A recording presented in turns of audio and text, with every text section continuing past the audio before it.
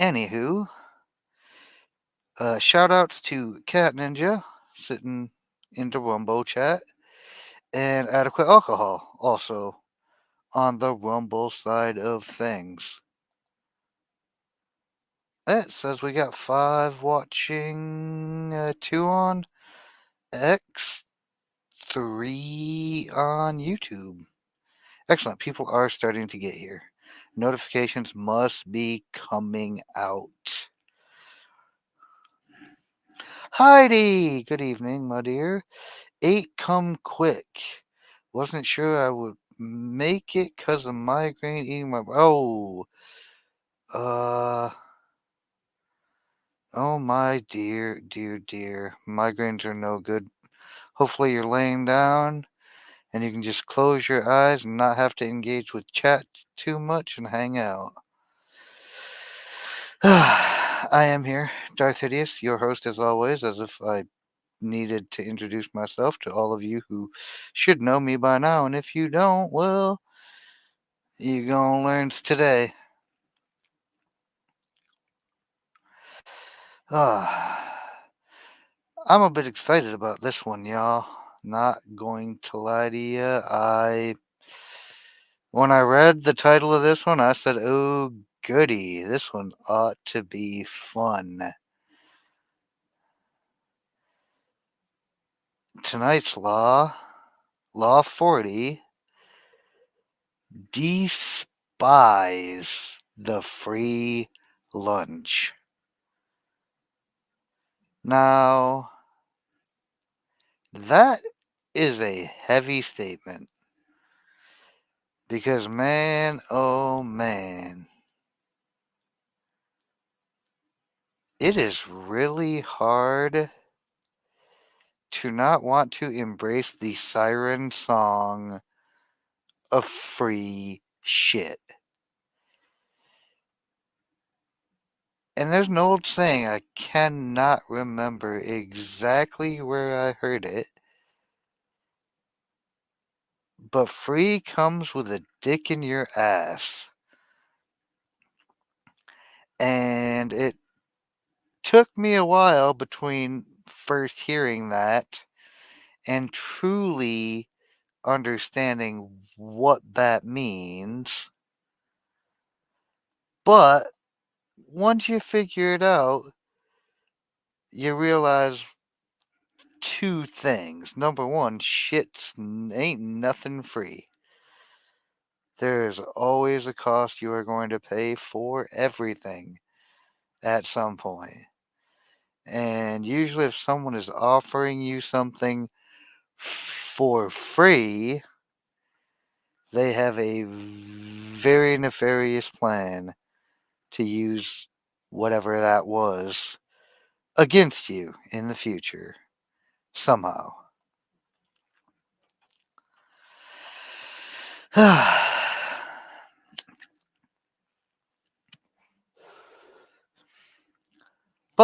the siren song of free shit is what sells the modern communist.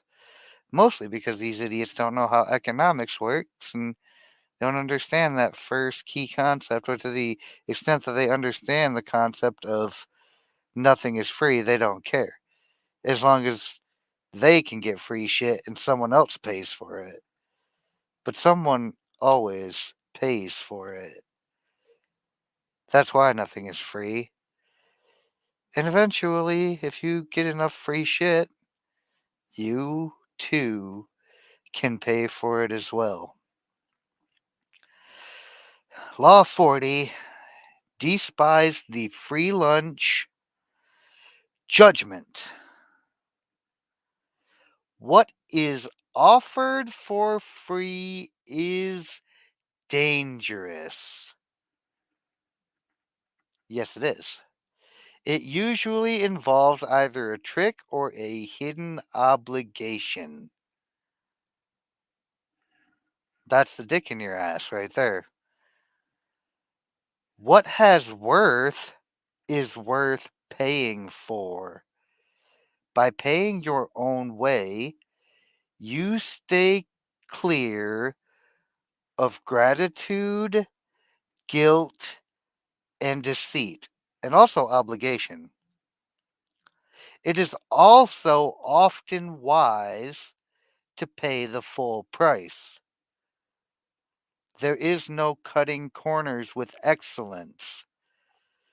Be lavish with your money and keep it circulating.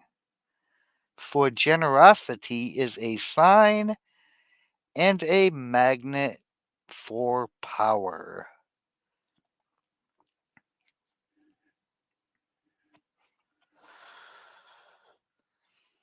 What does it mean? What does it mean? It means a lot of different damn things to me. But, I mean, there's a lot of very colloquial sayings like, you get what you put in and you get what you earn.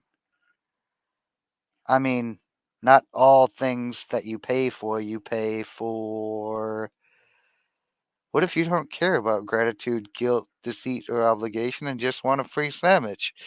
Um, there's no such thing, squab. Basically, I mean, and also, there's no cutting corners with excellence. So maybe you get a free sandwich, or they give you a sandwich, but they want to sell you something else further down the line. The advertisement campaign is your cost. You're being sold something else.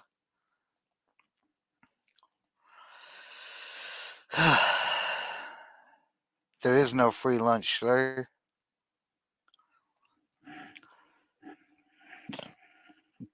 But yeah, what is worth, what has worth is worth paying for. Uh, Darth would give me a sandwich for free, I'm pretty sure. Are you? Are you sure it would be for free?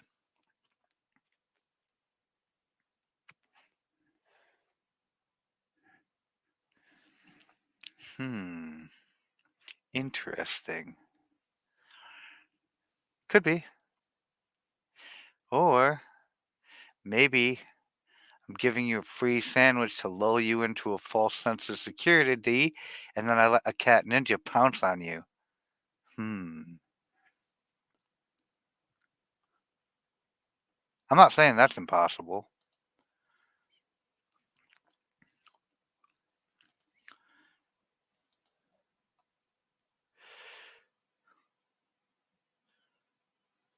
But what is this last part here? Be lavish with your money and keep it circulating, for generosity is a sign and a magnet for power.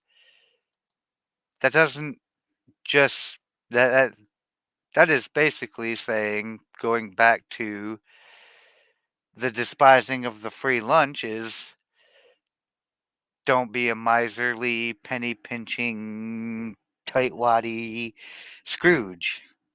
I was going to use another word, but it's current year and we're on YouTube. So, speaking of YouTube, just hit 190 subs. I think that's pretty close to the record of as big as my channel has ever been. Shout out to all the new subscribers I've picked up over the last few. I know I haven't given a numbers update in a while because only the live numbers of people who are actually engaging truly matter. Hello, small mouse and hiding in the bushes. Good to see you.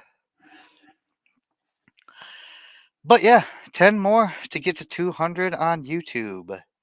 Right before we almost shut it down, we are at 63 followers on Rumble, and some unreasonable number of people follow me on X. I think it's like 235. Wow, I've got more followers on the Twitters than I do on the YouTube or the Rumble.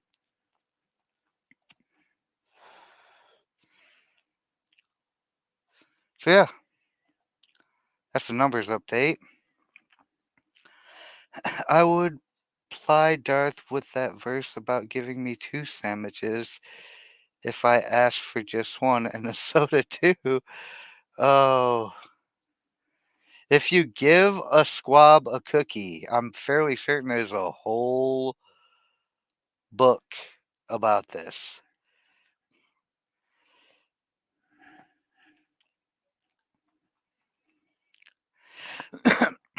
But let's get into buried treasure, shall we?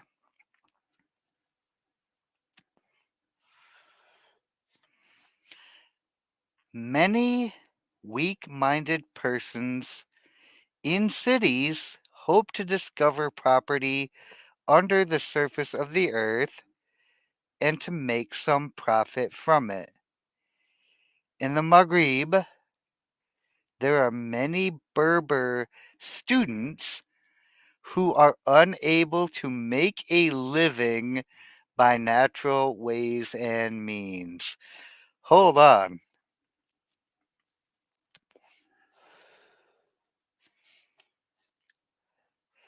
Yeah, I might have to reconsider that if the number keep going up. However, I do think I need to split off and uh, do some content just specifically for Rumble. I am getting a little bit too spicy, and today's going to be no damn exception to that fact. Because let's look at what this says here. Berber students who are unable to make a living by natural ways and means. You mean like so many of the Gen Z and millennial generation in current year who are students who are unable to make a living by any natural ways and means? They approach well to do people with papers that have torn margins and contain either non Arabic writing or what they claim to be the translation of a document written by the owner of buried treasures, giving the clue to the hiding place. Okay, so these are the dreamers, the get rich quick schemers. Hmm. Is that possible? Could we hit 200 on the subscriber count before we finish the 48 laws? That might change my mind on whether or not I drop YouTube. If we could hit that 200 marker, I might reconsider dropping YouTube. Don't quote me on that. I still don't really much care for the way YouTube's been doing me so far, and I know that my numbers are going up because I've been getting some help and some promotion from some homies.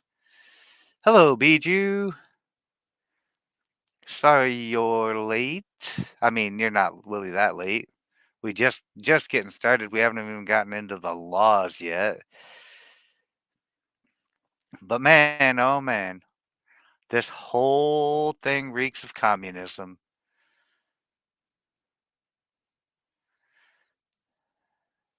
In this way, they try to get their sustenance by persuading the well to do to send them out to dig and hunt for treasure.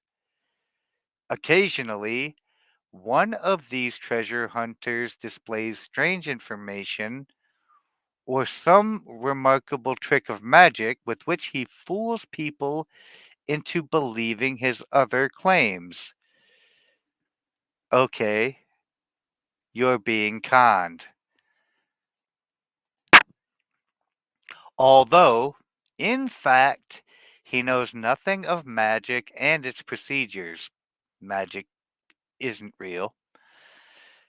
The things that have been said about treasure hunting have no scientific basis, nor are they based upon factual information. It should be realized that although treasures are found, this happens rarely and by chance, not by systematic search. Those who are deluded or afflicted by these things must take refuge in God from their inability to make a living and their laziness in this respect. They should not occupy themselves with absurdities and untrue stories. I'm not even going to try to pronounce the name that story is quoted from, but an apt quote it is. And it is basically a parable warning against the damn concepts of the get rich quick scheme and how many of these schemes and scams, from using other people's money to invest in real estate, an infomercial that I often used to see about 10 or so years ago, to, oh, Bitcoin is the gold of the future, except for Bitcoin has no actual intrinsic value whatsoever and can be duplicated a billion times. I mean, I could take the entire Bitcoin white paper and make my own coin and call it shitcoin, and it would function the exact same way. It would have the exact same intrinsic value, but it doesn't have the value of the faith of the average normie dipshit who hasn't learned to despise the free lunch. Once people realize that Bitcoin actually has no real value, oh, wait till you see that son of a bitch sink to the bottom of the ocean. Yeah, the Bitcoin bros are gonna hate me for that, but it's gonna happen. It is going to happen. Money and power. Okay, so this is gonna be one of those kind of chapters then. In the realm of power, everything must be judged by its cost, and everything has a price. You heard that? You heard that last bit? Everything must be judged by its cost, and everything has a price. What is offered for free or at bargain rates often comes with a psychological price tag. Complicated feelings of obligation, compromises with quality, the insecurity those compromises bring, on and on. The powerful learn early to protect their most valuable resources, independence and room to maneuver by paying the full price. They keep themselves free of dangerous entanglements and worries.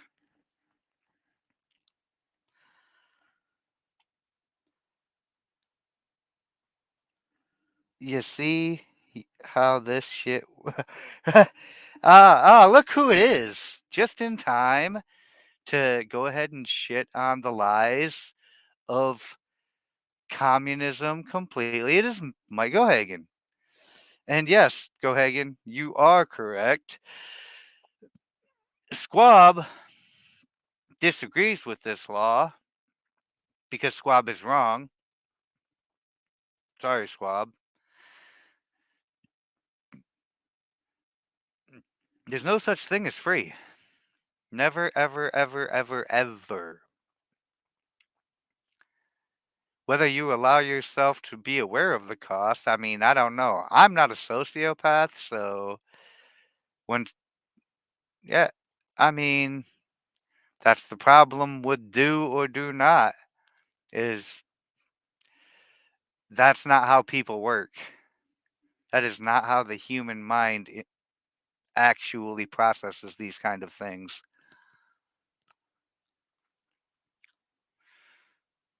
But this right here The powerful, the most valuable resources. Independence, which means I don't owe you nothing, and room to maneuver, which translates to I'm free to fuck on off out of here. I don't have to do business with anyone. Yeah, you're a Jedi. I'm a Sith. Everything is given from something else, and everything given is taken from something else. I mean, yes, that is the rule of scarcity. And if scarcity didn't exist, it's a law, mind you. Like, resources are not infinite. Resources are, in fact, finite in every regard. And in order to put resources to one thing, resources must be taken from somewhere else. A gift freely given may have no cost to you, but the giver of the gift had to pay the cost. And you, the receiver of the gift, will always be aware of that. Evening, Suze. Good to see you. And that is why nothing can ever be free, because we don't have any sort of universe where resources are infinite. And even if we had infinite resources, people would still have to process those resources into something tangible, making civilization out of nature, if you will. Like, even if we had enough food to have an unlimited food for everybody and everyone could get morbidly obese, somebody would still have to process all those plants and animals into something delicious we can eat. So they had to put in their time and their labor that they could otherwise spend doing something else, producing the food, you dig?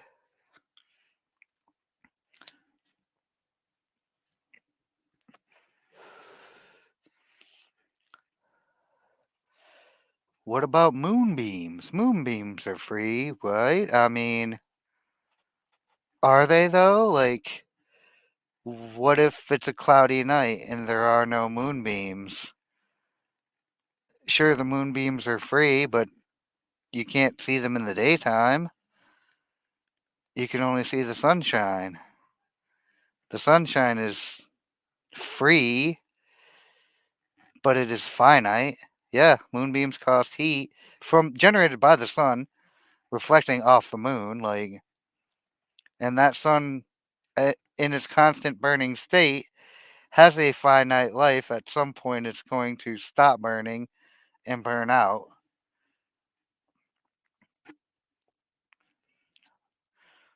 So we're also not talking about things that are cosmic. We are talking about things in society. Like, nobody here is going to challenge the power of the sun as the thing that sustains life. It's a spaceship. Shh, you weren't supposed to tell them yet.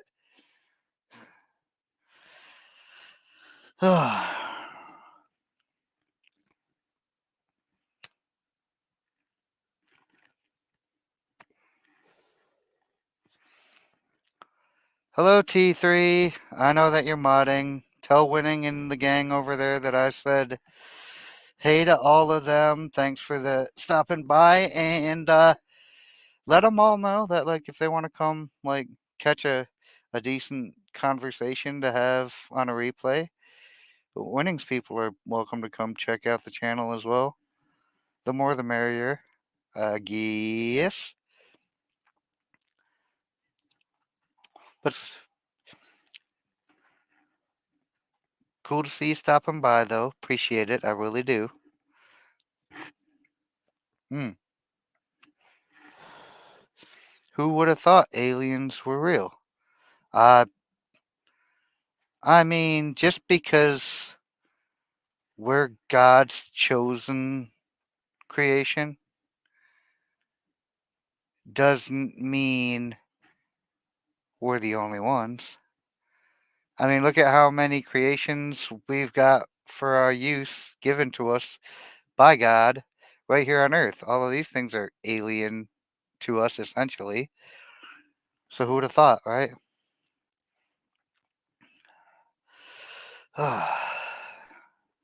Where were we? Being open and flexible with money also teaches the value of strategic generosity, a variation on the old trick of giving when you are about to take. By giving the appropriate gift, you put the recipient under obligation. Generosity softens people up to be deceived. By gaining a reputation for liberality, you win people's admirations while distracting them from your power plays. By strategically spreading your wealth, you charm the other courtiers, creating pleasure and making valuable allies. Because let's all be 100% honest. Everybody likes a Mr. Deeds way more than a Mr. Scrooge. Hey, Firsty.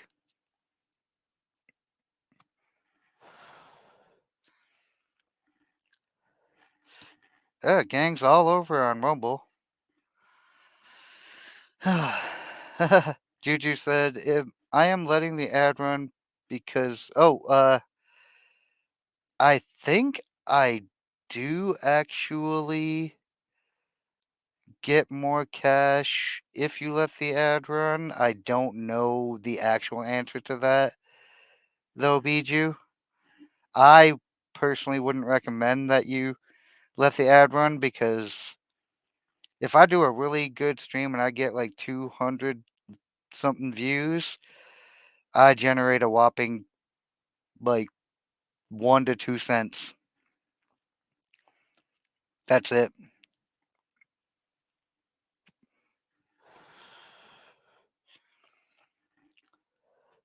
It's really an inconceivably irrelevant number, but hey, they all add up, right? All those pennies are adding up, and I think I've made almost 2 dimes off of AdSense revenue on Rumble, so that's more than I've ever made on YouTube. That's for damn sure.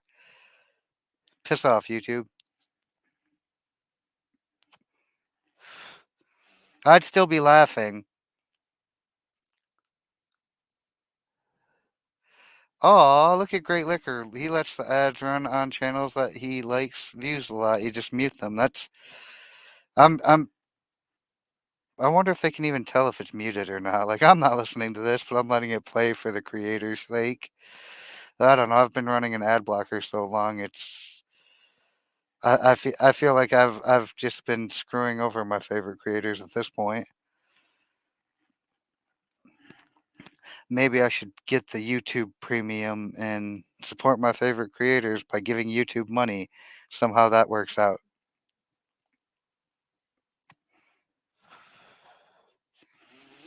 But yeah, the old trick of giving when you're about to take is one we covered very early in the laws of power, and it is a key element to several types of different manipulations that you can execute.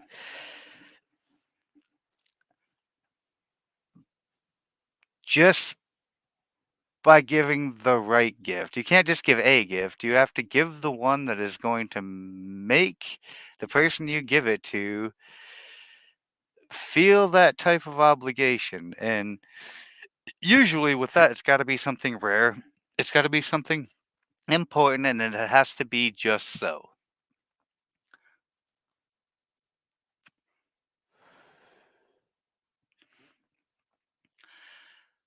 Look at the masters of power, the Caesars, the Queen Elizabeths, the Michelangelos, the Medicis, not a miser among them. Even the great con artists spend freely to swindle. The old adage, you got to spend money to make money. Usually, if you want to con people into investing into your scheme, you have to make it look like you have generated significant wealth yourself. And you do that by spending generously. Because the old adage of if you got it, flaunt it is a very, very, very old concept. And it goes a long way into getting people to buy into whatever it is you're selling. Tight purse strings are unattractive. When engaged in seduction, Casanova would give completely not only of himself, but of his wallet. Simp! The powerful understand that money is psychologically charged, and that it is also a vessel of politeness and sociability. Let's be real, y'all.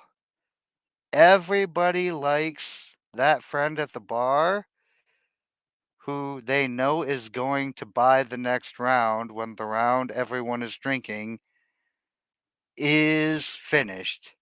But that guy that shows up to the bar and always wants to be in on the next round but is never going to buy the round after that, that guy always gets a bad rep. It's like having a smoking circle with all your favorite heads and then knowing that somebody's going to come, chief all your weed, but they're never going to bring any of their own. Speaking of bringing any of their own, I have missed our smoking break time, but I'm just going to hit this right now while I catch my breath.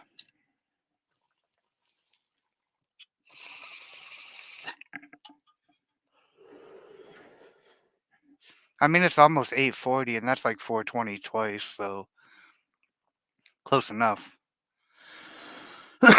Do the math if you don't believe me.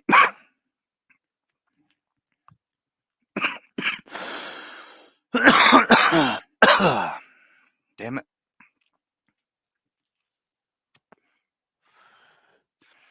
They make the human side of money a weapon in their armory.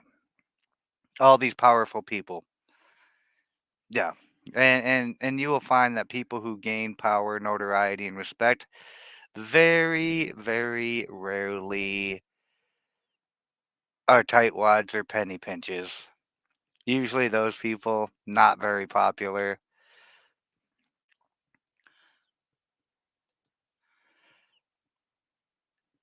Hello, Div.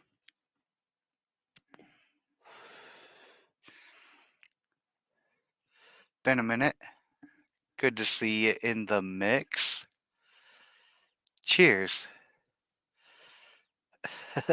Cheers to all of you. Ah, you know what's kind of wild? I went from having 15 or more migraine days a month to about 5-ish.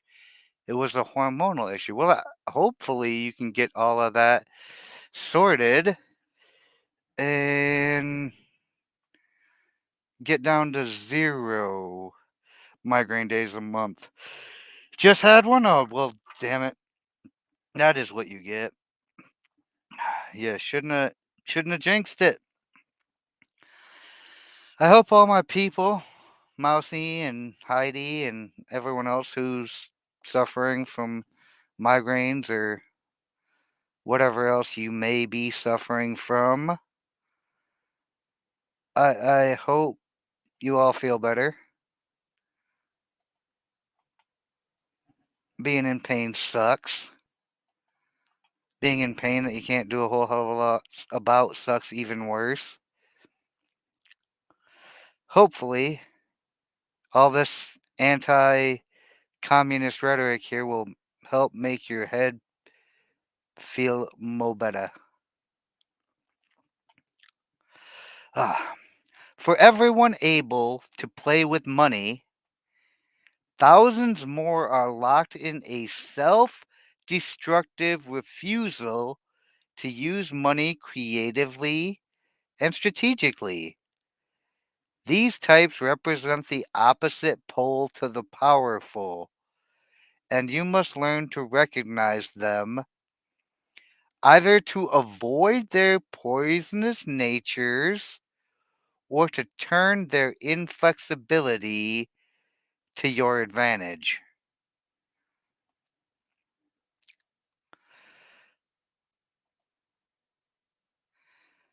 Pain do let us know we're alive. But other things also can let you know you're alive and they don't suck as bad. ADD here. ADD today.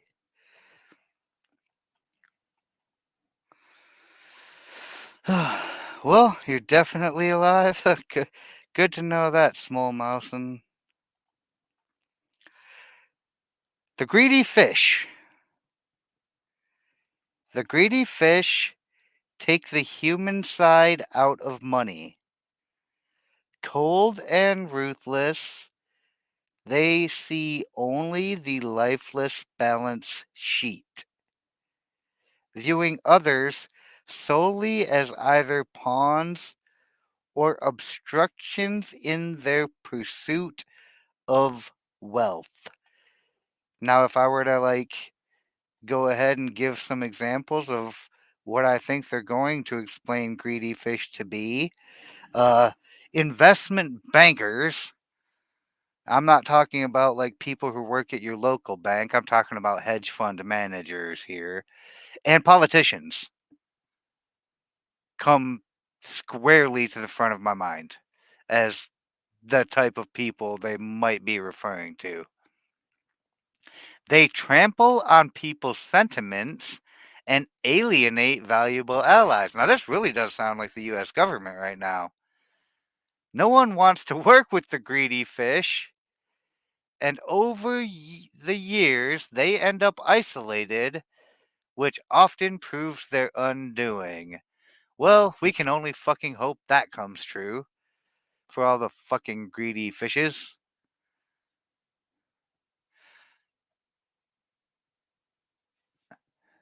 Strength begins with, well, I mean, you don't build strength from taking the easy path, that's for sure. However, this is not like not all pain builds strength either. So some of it can build tolerance and endurance. Hey, here's a fish that's not that greedy. It's Fish Nerd. I don't think we were referencing you specifically, Fish Nerd. Also, not referencing any of the fish that live in small mouse's fish tank. Don't touch the free fish lunch.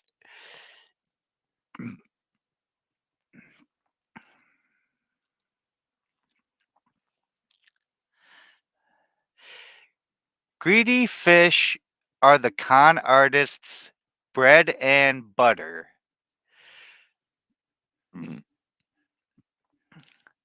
Lured by the bait of easy money, they swallow the ruse hook, line, and sinker. So these are the people who, like, you tell them an obvious get rich quick scheme. You know, like the people who fall for the Nigerian prince scam. The scam on like the Nigerian prince scam always I found hilarious because on its face, it's ridiculous. If you just look at it objectively and skeptically, it's ridiculous. Yet so many people have fallen for the Nigerian print scam over the years that it's just like, how could you possibly be that stupid? They let their greed blind them. All they saw was dollar signs, and they weren't bright enough to, like, I don't know, look at just like the obvious bullshit right in front of their face. They're easy to deceive, for they spend so much time dealing with numbers, not with people, that they become blind to psychology, including their own. Either avoid them before they exploit you, or play on their greed to your gain. I wonder if clout goblins fall into this category. Go Hagen. Just remember, if it's too good to be true, it is. Not it probably is. Not it most likely is. Not it maybe. It always is. Every single fucking time.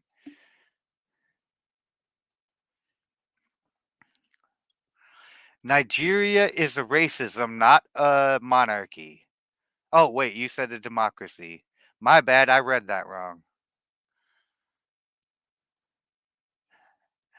If it's too, if it sounds too good to be true, it is every single fucking time.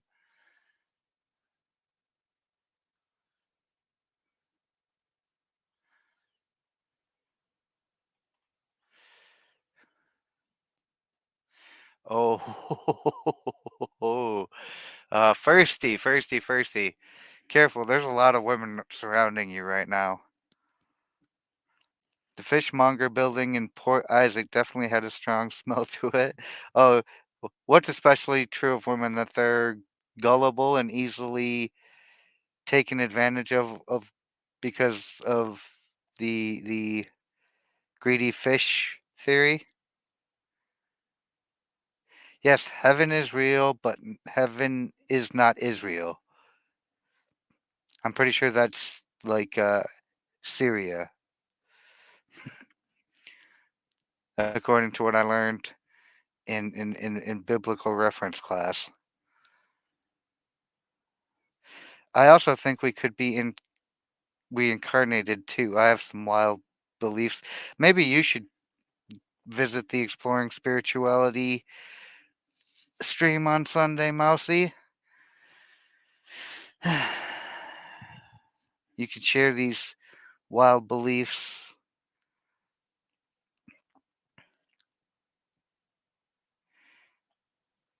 Blame evolution. I mean, blame our biological roles and as they have been developed throughout human history.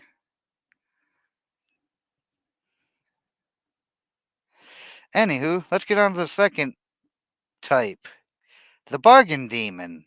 Bargain demon, huh?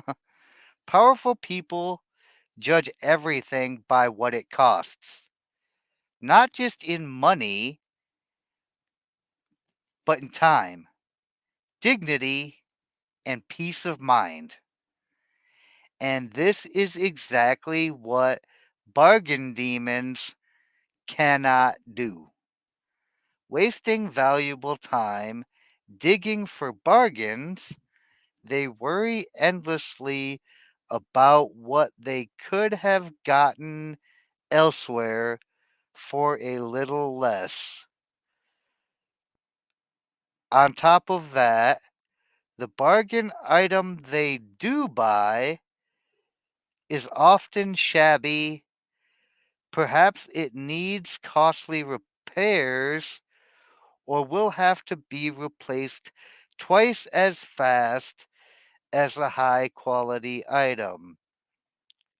Hey, you ever heard the phrase, you get what you pay for?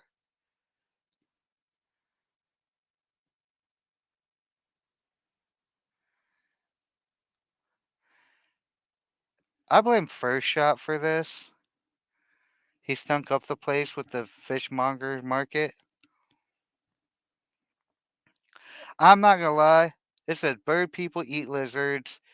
Bird people eat fish too. I saw a video on Twitter, Zitter, Twix, whatever the fuck you want to call it, earlier today. No bullshit, of a deer person eating a snake, which is a lizard. It's a reptile. It's not a lizard, it's a snake, but it's a fucking reptile. I did not know that deer ate snakes. And that really fucking disturbed me because it changed the concept of what I thought I knew about white-tailed deers. It literally ate the snake. Yeah, that's totally new to me. Not that it has anything to do with this, but anyway, back to the point. As far as bargain hunting goes, like, just because something is cheap does not make it a great value. Just because something is expensive doesn't make it fucking high quality. So being discerning about like what a good deal is and not splitting hairs over. No, I never previously put Bambi on a pedestal, swab. I will still eat Bambi because Bambis are delicious. I just was under the impression that they were kind of like bushes and berries kind of animal. And I see this thing just chomping down on a big old snake too, because like as he's eating it, the snake is long enough to hang all the way out of his mouth and still part of it be like basically on the ground. And I'm like, whoa, that's I wouldn't have believed it if I hadn't watched a video of it. Just just saying. And you can probably go Google it. I know if you go look it up on the zitters, it's definitely out there. Discernment is dead, Div. I mean, discernment isn't dead, but most people never had discernment to begin with. Like the average person isn't clever enough to be discerning, I don't think. Which is why this will never be a wildly popular uh channel. Yeah, I know what you mean. Discernment as a concept or a value in general society, not a thing anymore. Which is why, yeah, like I said, my show's never going to be super popular because it's not appealing to the average frequency of the normie. In fact, I'm quite critical of the normie. Uh, the costs of these pursuits, not always in money, though the price of a bargain is often deceptive. Yes, there we go back to the concept of value and cost, but in time and peace of mind. Discourage normal people from undertaking them. But for the bargain demon, the bargain is an end in itself. These types might seem to harm only themselves, but their attitudes are contagious. Unless you resist them, they will infect you with the insecure feeling that you should have looked harder to find a cheaper price. Don't argue with them or try to change them. Just mentally add up the cost in time and inner peace, if not in hidden financial expense, of the irrational pursuit of a bargain. So, what the bargain demon does wrong is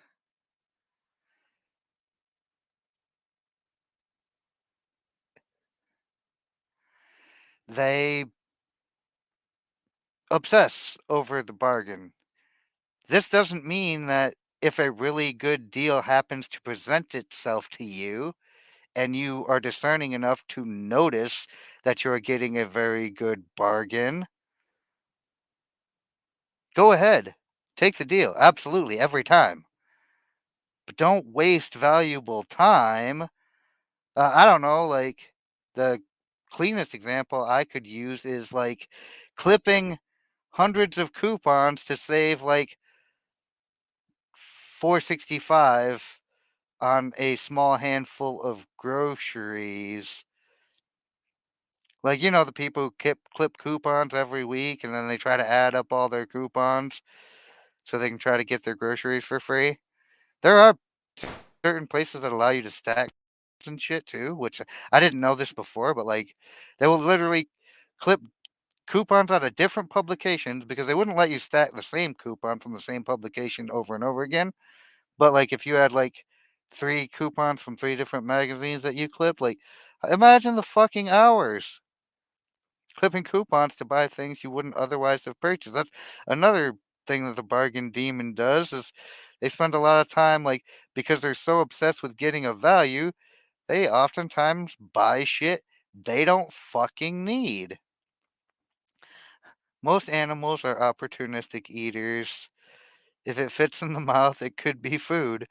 It's funny that Juju said curiosity or exploration. Young deer, particularly fawns, are known to be curious and explore their surroundings. The deer in this video that I saw did not look super mature. She looked like a young girl. She was not. She was definitely not a fully matured adult deer. But she was not just like nibbling. She was chowing down 100%. It was crazy because I was like, "Whoa, are you gonna eat all of that?" And I think the deer was like, delicious, delicious danger noodle. Fish will eat anything if it fits. Oh, I hope you're talking about your tank fish and not your nerd fish because, oh, that could be awkward. Faux 65 is faux 65. Yeah, you're right. You are right. Oh,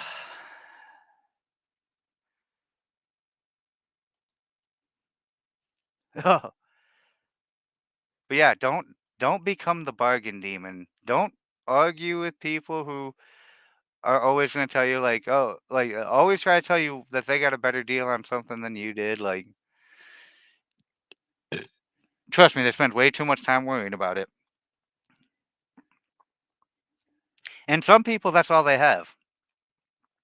That's why you find it to be that the coupon clippers of the world are all generally like old ladies with nothing better to do. They've been retired for decades, and I mean, it's a story that came up in The Subtle Art of Not Giving a Fuck. The coupon lady who guards her coupons with her honor because that's all she's got. Her husband's dead, her asshole kids never see her, and all she's got is herself and her coupons.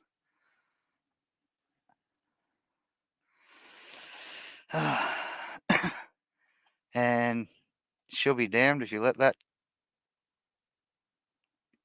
Uh, she'll be damned if she let you take that away from her. That's where I was going. When you sell shit, you despise the bargain demons. They be too much. I mean, yeah, if you're in retail. Texas Jen stopping by to say hi. Good to see you, Texas Jen. We are combating communism and communistic ideals of the siren song of free shit. So, if ever there were going to be a fun one to go ahead and rewatch, I hope this is the one. Let's get into the sadist. Oh boy, financial sadists play vicious power games with money as a way of asserting their power. They might, for example, make you wait for money that is owed you, promising you that the check is in the mail. Oh, I know people like this. Or if they hire you to work for them, they meddle in every aspect of the job, haggling and giving you ulcers. I know people like this too. Sadists seem to think that paying for something gives them the right to torture and abuse the seller. Haha, you fucking wrong, bitch. They have no sense of the courtier element in money. If you are unlucky enough to get involved with this type, accepting a financial loss may be better in the long run than getting entangled in their destructive power games. I have worked for people like this before. I have these financial sadists who think that because they're paying for something, like they fucking absolutely just think they can just do or say or act whatever kind of way. And yeah, sometimes just for the sake of your sanity, it's kind of like, yeah, you know what? Actually, fuck you. This whole the customer's always right bullshit is bullshit. Now, as somebody who is marketing a service, like it is best to always try to be accommodating to a customer within reason. But you have to know what's within reason and where to draw that damn line. Because if you deal with people like this for too long, I mean that's how going postal is built, basically. Like this frustration of dealing with assholes. It's not fun. It's not pleasant. I wouldn't recommend it to anyone.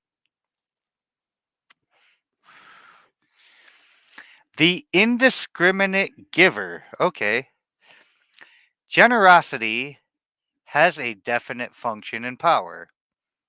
It attracts people, softens them up, makes allies out of them, but it has to be used strategically with a definite end in mind. Squawbob, are you paying attention, sir? Indiscriminate givers, on the other hand, are generous because they want to be loved and admired by all. And their generosity is so indiscriminate and needy that it may not have the desired effect. If they give to one and all, why should the recipient feel special? Attractive as it may seem to make an indiscriminate giver your mark, in any involvement with this type, you will often feel burdened by their insatiable emotional needs.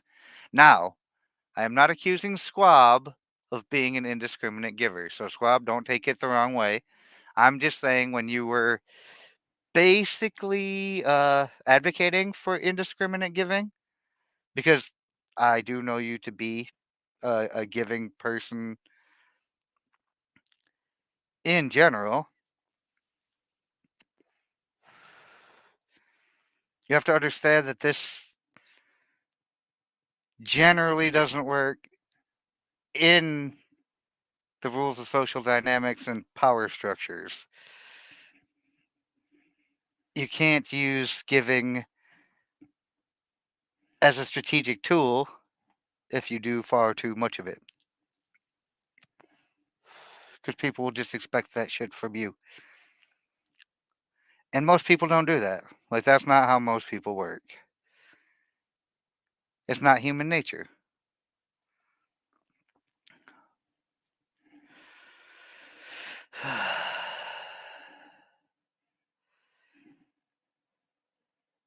Hmm. This just says the. I don't even know what this.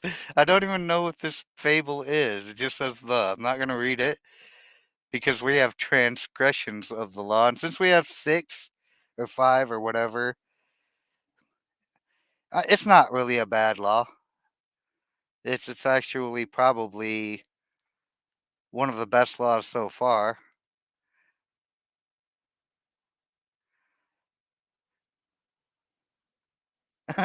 Ladies love cool first one shot. Almost said my real name. LL Cool One. Rumble chat's crazy, yo.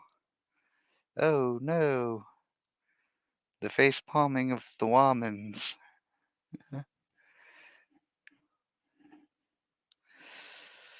Uh, I am going to name my memoir that.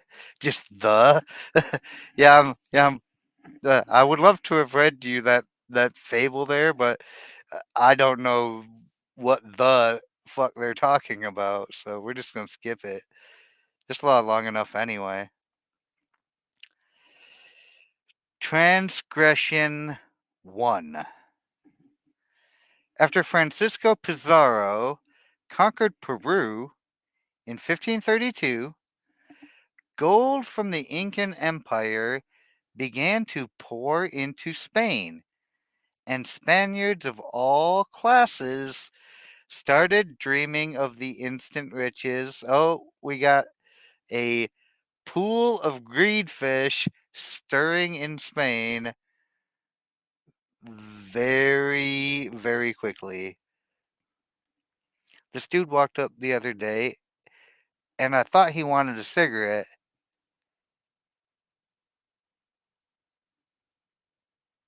He said, "Can I have a lighter?" I said, "You want my lighter?"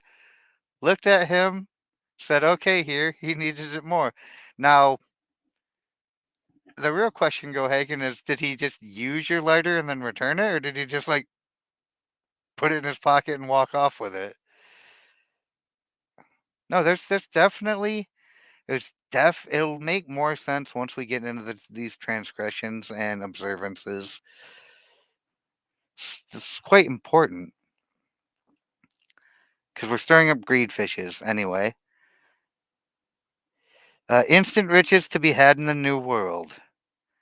The story soon spread of an Indian chief to the east of Peru who once each year would ritually cover himself in gold dust and dive into a lake. Soon, word of mouth transformed El Dorado, the Golden Man, into an empire called El Dorado, wealthier than the Incan, where the streets were paved and the buildings inlaid with gold. The elaboration of the story did not seem implausible, for surely a chief who could afford to waste gold dust in a lake must rule a golden empire. I hate to tell you this, y'all, but people are stupid. I mean, I get it. I get it. He's just, I need a lighter. I'm out of here. Like, it's either that or meth. It's either that or meth. Either way, he wasn't trying to share whatever he was smoking with you, so he is out with your lighter. At least you had another one. I like to keep a spare with me at all times as well. Mostly because most people don't ask when they want to take your lighter. They just take your fucking lighter.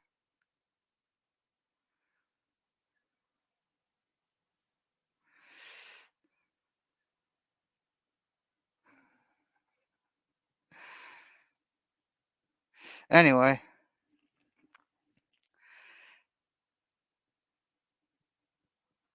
oh god, people have always been stupid, haven't they?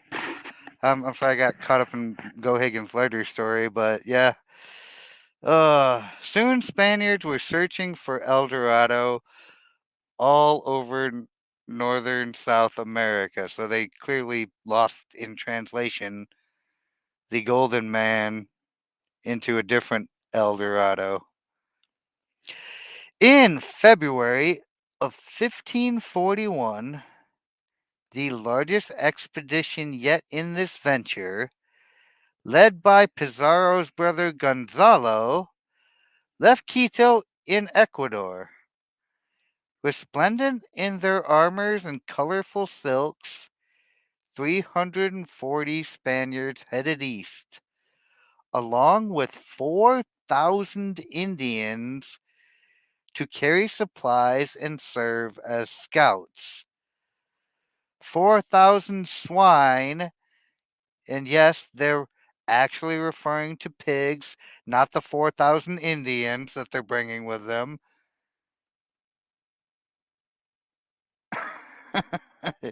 Yeah, people do the stupid thing. They really do. Not you, Firsty. I mean, just you being here trying to figure out what the fuck I'm getting at. Yeah, we call those people lighter grummas and they're giant pieces of shit. People sure are fucking stupid indeed. I still don't know if it was a truck or a car. What the hell, squab?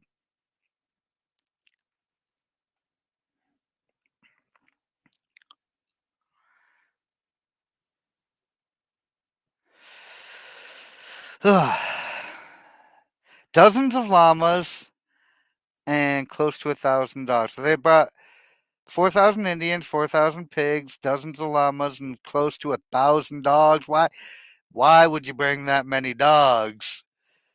But the expedition was soon hit by torrential rain, which rotted its gear and spoiled its food. Mind you, we're in Ecuador and Peru. This is the rainforest, so when they say torrential rain, they mean constant downpour for days. Meanwhile, as Gonzalo Pizarro questioned the Indians they met along the way, those who seemed to be withholding information or who had not even heard of the fabulous kingdom, he would torture and feed to the dog. Oh, now I know why you brought so many dogs.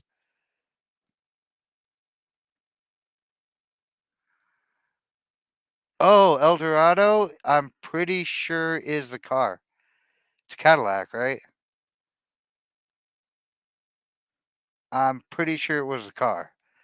Big ass sedan, if I'm not mistaken. Like big, big fucking sedan. Cadillac El Dorado, look it up. I seen something about this Fed that was beheaded as well. There's oh my, that's a whole nother story, and if I get into it, yeah, it was a big car. Like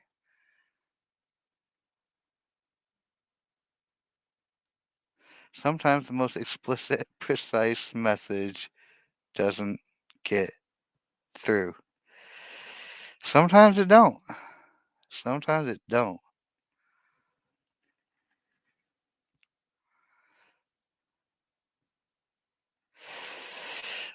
Words of the Spaniards' murderousness spread quickly among the Indians, who realized that the only way to avoid Gonzalo's wrath was to make up stories about El Dorado and send him as far away as possible. As Gonzalo and his men followed the leads the Indians gave them, they were only led further into deep jungle. Oh my goodness. I can already fairly reasonably guess what is going to happen to Gonzalo and his men. And I'm sure pretty much everybody with good foresight in this room can predict what's probably going to happen to our boy. The explorers' spirits sagged. Their uniforms had long since shredded. Their armor rusted, and they threw it away. Their shoes were torn to pieces, forcing them to walk barefoot. The Indian slaves they had set out with, I knew they were slaves, I knew they weren't homies, either died or deserted them. They had eaten not only the swine, but the hunting dogs and llamas. They lived on roots and fruit. Realizing that they could not continue this way, Pizarro decided to risk river travel, and a barge was built out of rotting wood. Oh boy. But the journey down the treacherous Napo River proved no easier. Setting up camp on the river's edge, Gonzalo sent scouts ahead on the barge to find Indian settlements with food. He waited and waited for the scouts to return, only to find out they had decided to desert the expedition and continue down the river on their own. Fuck this shit, I'm out.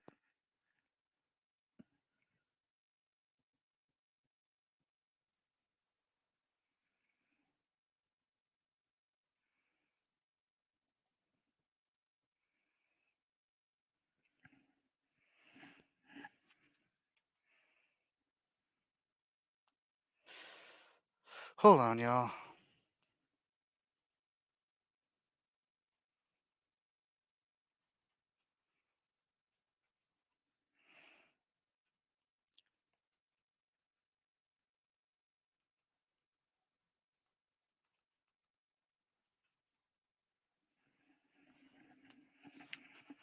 Okay.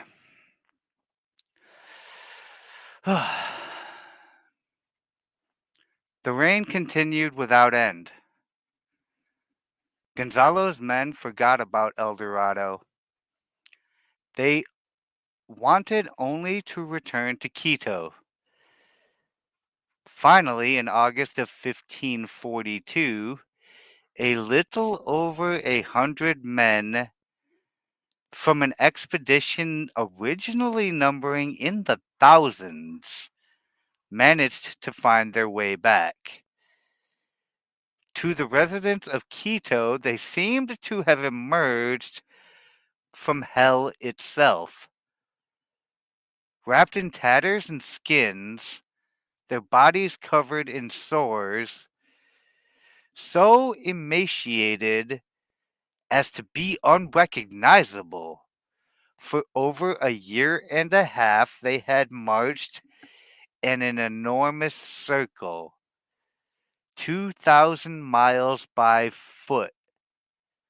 The vast sums of money invested in the expedition had yielded nothing. No sign of El Dorado and no sign of gold. Yeah, I mean, I expected all of them to die.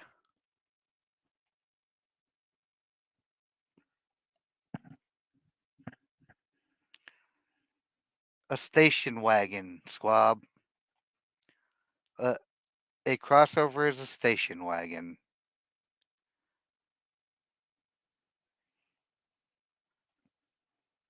Oh, they didn't pick up on the fact.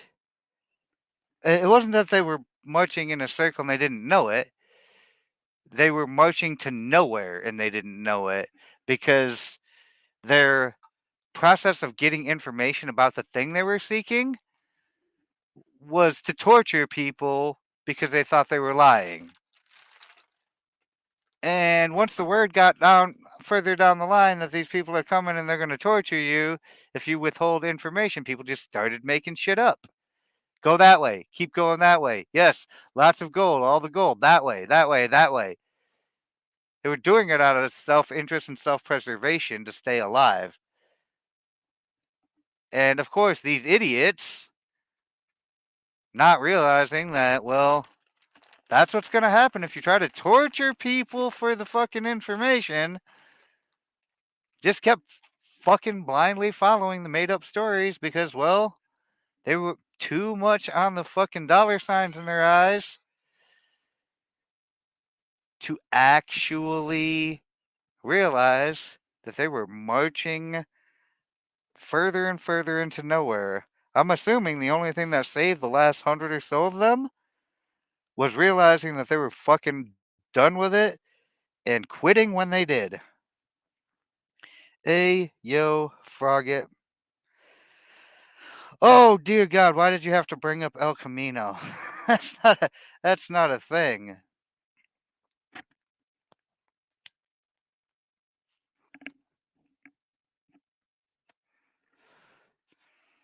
El Camino is the bastardized car truck thing. It's the only one. That's the one Schwab was trying to think of. It wasn't El Dorado, it was El Camino. Thank you, Div. Schwab, you were trying to think of the El Camino. That is a car and a truck and an SUV and a mullet all at once. Business in the front, party in the back. Staying on topic. Sorry, chat's chat's wild tonight. Interpretation. Even after Gonzalo Pizarro's disaster, the Spaniards launched expedition after expedition in search of El Dorado. And like Pizarro, the conquistadors would burn and loot villages, torture Indians, endure unimaginable hardships, and get no closer to gold. The money they spent on such expeditions cannot be calculated. Yet, despite the futility of the search, the lure of the fantasy endured. So, nobody at any point in time stopped to think about the fact that this is all bullshit. Oh, shit. Speaking of staying on topic, cheers. I'm just going to get off topic because it's that time.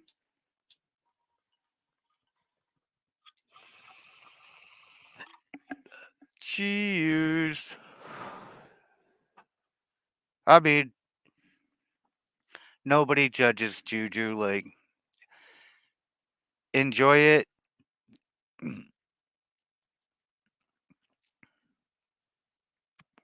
Enjoy it.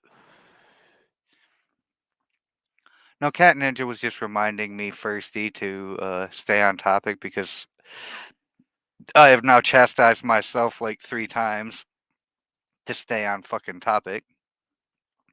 Or at least not to get too far off in the weeds. You guys don't know me. I could totally be an Amish Nazi. Yep. I mean, whatever. There is a popular saying in Japan that goes, Tariyori Takai Mono Wanai, meaning nothing is more costly than something given free of charge. The Unspoken Way. Mishihiro Matsumoto, 1988. That goes really well with the saying that I used at the beginning of the show. Uh, anything free comes with a dick in the ass. I like both of these sayings.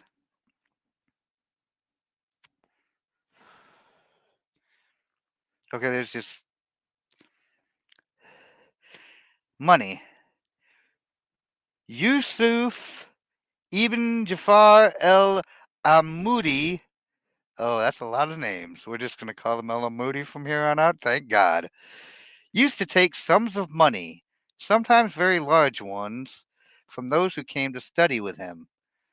A distinguished legalist visiting him once said, I am enchanted and impressed by your teachings, and I am sure that you are directing your disciples in a proper manner, but it is not in accordance with tradition to take money for knowledge. Besides, the action is open to misinterpretation. El Amudi said, I have never sold any knowledge. There is no money on earth sufficient to pay for it. As for misinterpretation, the abstaining from taking money will not prevent it, for it will find some other object. Rather, should you know that a man who takes money may be greedy for money, or he may not, but a man who takes nothing at all is under the gravest suspicion of robbing the disciple of his soul. People who say, I take nothing, may be found to take away the volition of their victim. The Dermis probe, Idris Shah. Ooh, that was scorching.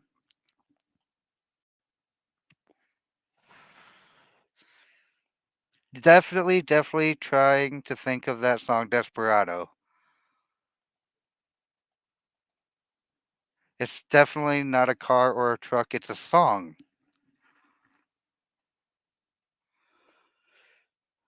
Bye, Div. Thanks for stopping by and hanging out.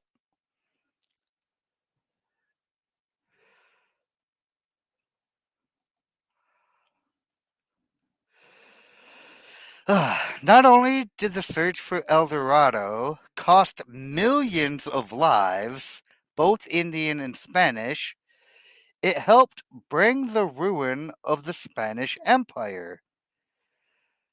Gold became Spain's obsession. The gold that did find its way back to Spain, and a lot did, was reinvested in more expeditions or in the purchase of luxuries rather than in agriculture or any other productive endeavor. So, all the money they made from their get rich quick scheme, they dumped back into their get rich quick scheme until it became a get poor completely scheme.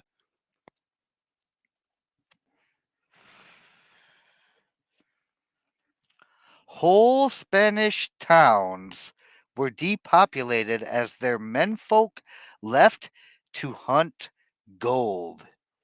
Farms fell into ruin, and the army had no recruits for its European wars. By the end of the 17th century, the entire country had shrunk by more than half of its population. The city of Madrid had gone from a population of 400,000 to 150,000, with diminishing returns from its efforts over so many years. Spain fell into a decline from which it never recovered. Aw, poor Spain. You are having the dead.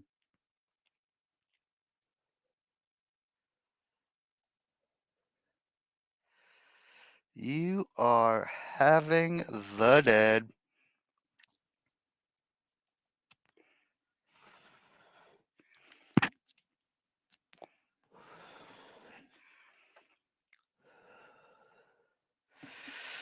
Hey, Castro. What up, my lurking savage? Is Joe still doing his freaking 24-hour thing? I'm assuming he's not done yet. He should be getting close by now, though. Not that that's relevant to any of this, but just curious if the old Jew had the staying power to do the full 24-hour.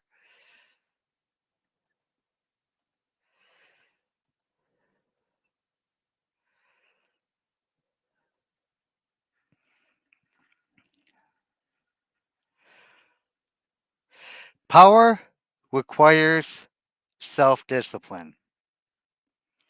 The prospect of wealth, particularly easy, sudden wealth, plays havoc with the emotions. And this is why so many people fall for these get rich quick scams. The suddenly rich believe that more is always possible. The free lunch, the money that will fall into your lap, is just around the corner. In this delusion, the greedy neglect everything power really depends on: self control, the goodwill of others, and so on. Understand, with one exception, death, no lasting change in fortune comes quickly. Sudden wealth rarely lasts, for it is built on nothing solid. Never let lust for money lure you out of the protective and enduring fortress of real power. Make power your goal, and money will find its way to you. Leave El Camino for suckers and fools. No, they actually said El Dorado. They didn't say El Camino.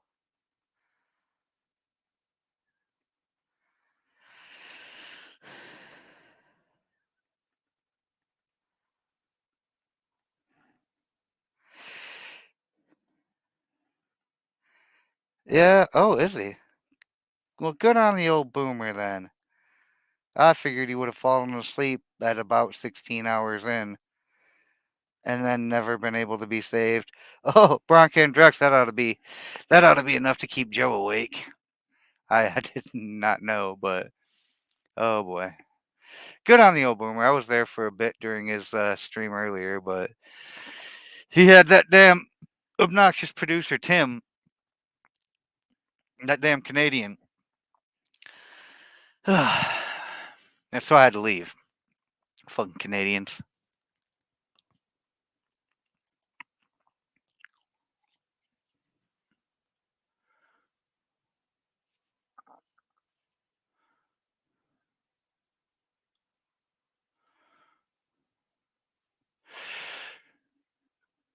So are we all clear now on like why the get rich quick schemes and scams not only never work but can often destroy you if you lose sight of like how true wealth is built?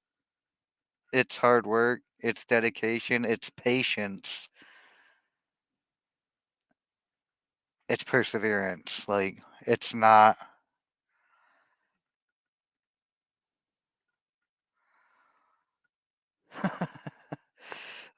first one shot, then you are the most deplorable of the deplorable. Welcome home. I mean, i- if you're not a deplorable and you're here, um, well, at least I don't live in an echo chamber then. But I feel like most of my people are deportable. I mean, deplorable. Transgression dose. In the early 18th century, no one stood higher in English society than the Duke and Duchess of Marlborough. Although this says Marlborough, but we're going to call these two Duke and Duchess Cowboy Killer. The Duke, having led successful campaigns against the French. Oh, he's already popular with me, too. I love the Duke. Yes, Desperado is a truck and also a car. And El Camino is a cut truck. Like, it doesn't know what it is. And El Camaro is faster than El Mustang. Just so we got it all on the table. was considered Europe's premier general and strategist, and his wife, the Duchess, after much maneuvering, had established herself as the favorite of Queen Anne, who became ruler of England in 1702. In 1704, the Duke's triumph at the Battle of Blenheim made him the toast of England, and to honor him, the Queen awarded him a large plot of land in the town of Woodstock. Oh my God, is this where, like, the music festival came from? And the funds to create a great palace there. Calling his planned home the Palace of Blenheim, the Duke chose as his architect the young John Van Brugh, a kind of Renaissance man who wrote plays as well as designed buildings. And so construction began. In the summer of 1705, with much fanfare and great hopes, Van Brugh had a dramatist's sense of architecture. His palace was to be a monument to Marlborough's brilliance and power, and was to include artificial lakes, enormous bridges, elaborate gardens, and other fantastical touches. From day one, however, the Duchess could not be pleased. She thought Van Brugh was wasting money on yet another stand of trees.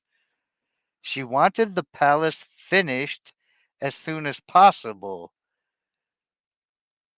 The Duchess tortured Van Brugh and his workmen on every detail.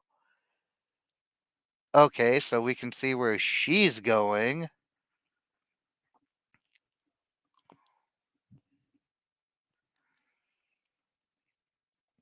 She is a bargain demon.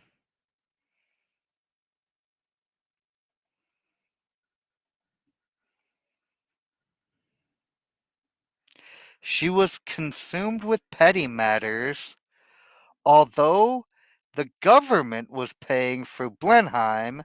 She counted every penny.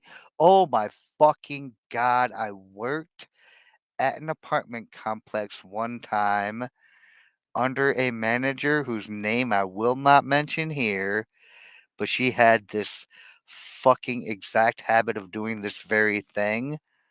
She acted as if, like, every penny that was spent on any project at that place came out of her damn paycheck. In reality, like, she never signed a single check in her life, but always wanted to scrutinize every cent. And it's like, you know what, lady? Just forward the bill. And if the person paying it has a problem with it, then call me. I eventually had to go over the top. Well, I didn't go over the top of her head. Someone else did, but things had to be escalated up the chain because this shit was intolerably ridiculous.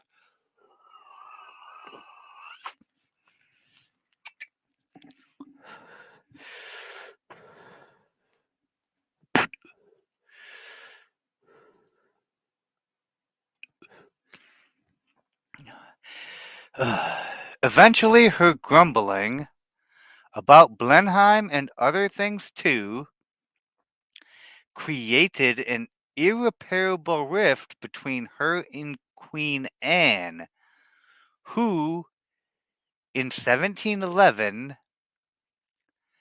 dismissed her from the court, ordering her to vacate her apartments at the royal palace.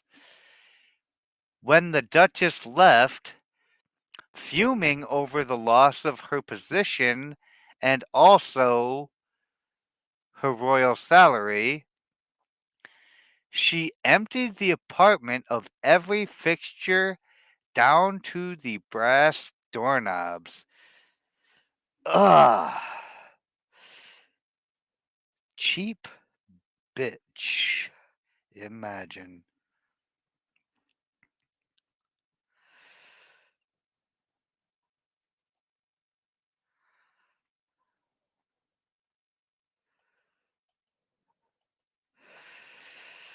Oh boy. I got some lag going on, y'all. Pardon me.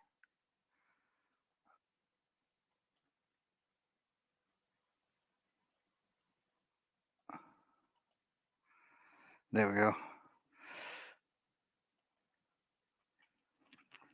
The man who loved money better than life.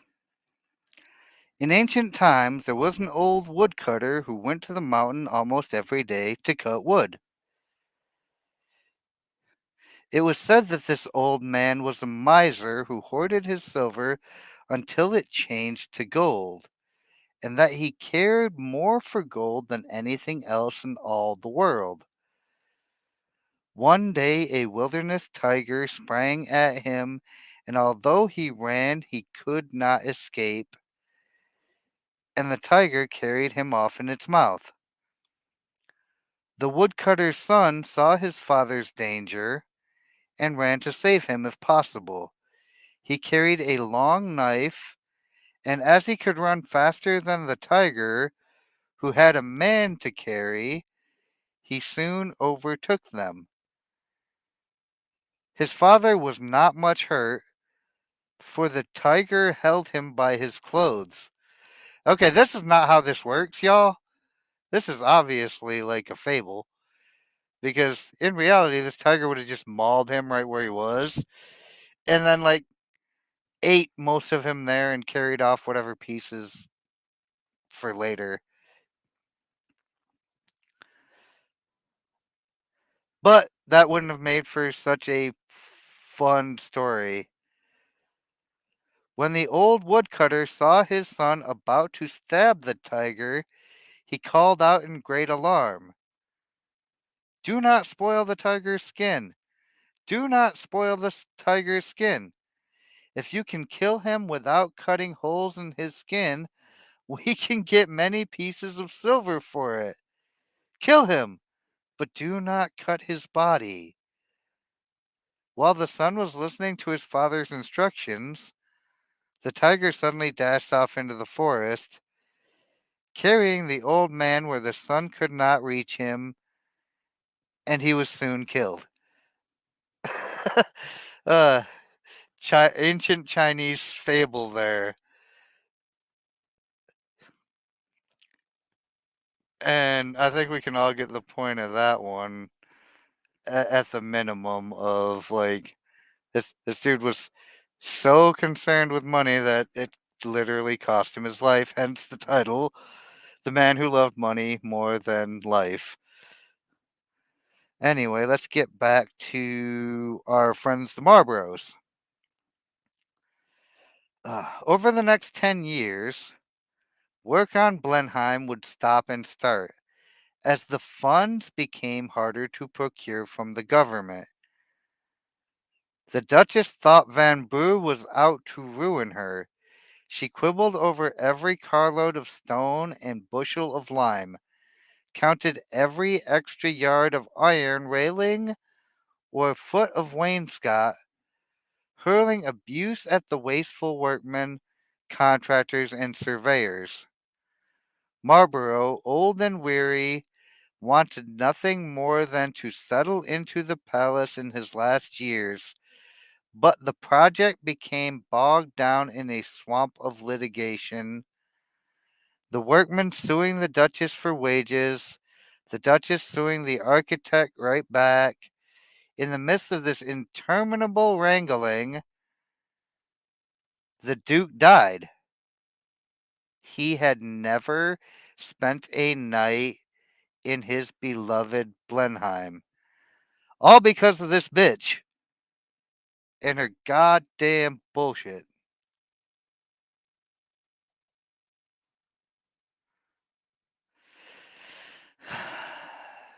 Stupid fucking hoe. After Marlborough's death, it became clear that he had a vast estate worth over £2 million, more than enough to pay for finishing the palace. But the Duchess would not relent. She held back Vanbrugh's wages as well as the workmen's, and finally had the architect dismissed. The man who took his place finished Blenheim in a few years, following Vanbrugh's designs to the letter. Vanbrugh died in 1726, locked out of the palace by the Duchess, unable to set foot in his greatest creation. Foreshadowing the Romantic movement, Blenheim had started a whole new trend in architecture, but had given its creator a 20-year nightmare. This sounds like this bitch was like, I mean, I don't know how the laws were back then, but if I'd have been the Duke of Marlborough in this situation, after about a couple of years worth of this, I'd have had to take the Duchess off into a very quiet room and say, "Look, bitch, if you don't knock it off, I'm going to take your head and I'm going to mount it on a fucking spike right outside the gates. You hear me? Now shut the fuck up and let them do what they need to do." Sounded like Marlboro didn't have that in him, though. I mean, don't know what to tell ya. It's always the bullshit, yeah. Fucking uppity entitled bitch. Interpretation. For the Duchess of Marlborough, money was a way to play sadistic power games. She saw the loss of money as a symbolic loss of power. With Vanbrugh, her contortions went deeper still. He was a great artist. She envied his power to create, to attain a fame outside her reach. She may not have had his gifts, but she did have the money to torture and abuse him over the pettiest details, to ruin his life. This kind of sadism, however, bears an awful price.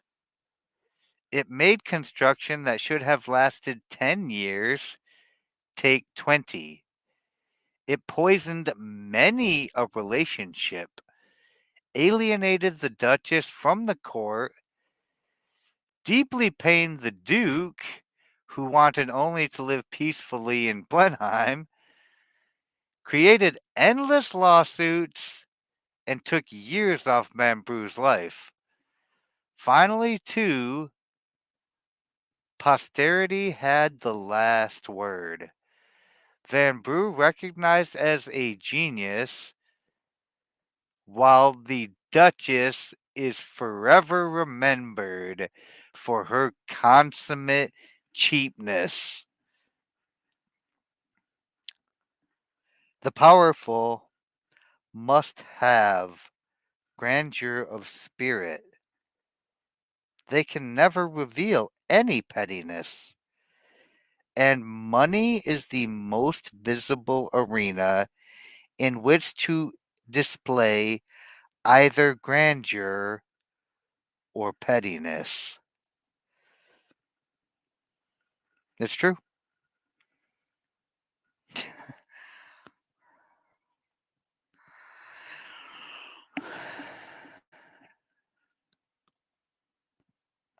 Knock it off. Yeah, knock it off. No pettiness. Best spend freely then, and create a reputation for generosity. which in the end will pay great dividends. Never let financial details blind you to the bigger picture of how people perceive you. Their resentment will only cost you in the long run. And if you want to meddle in the work of creative people under your hire, at least pay them well. Your money will buy their submission better than your displays of power. The old phrase of you done catch more flies with the honey than you do with the vinegar. I mean,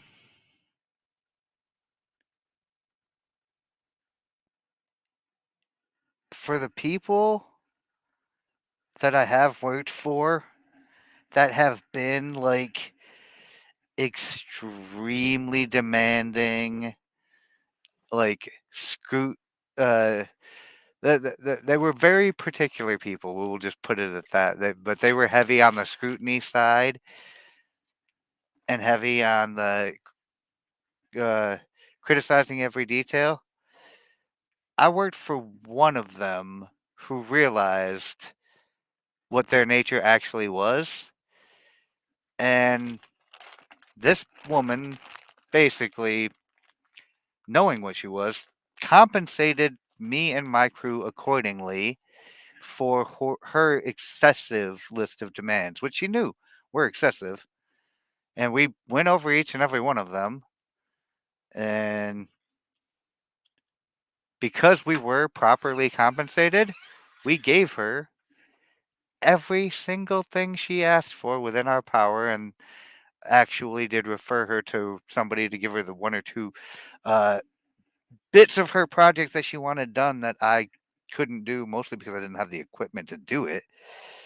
But we got her hooked up with a really good outfit that worked in that vicinity as well, and everything was fine in that situation. Like, and if you're going to like go above and beyond to make shit fucking but the vinegar suits the free fish lunch much better than honey. I mean, but you're not gonna catch a lot of flies with that.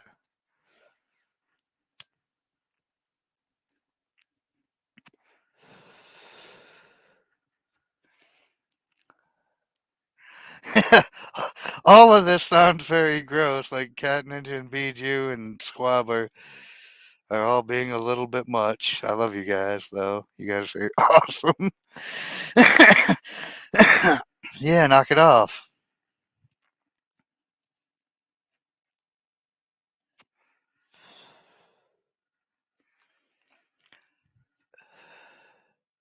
You know,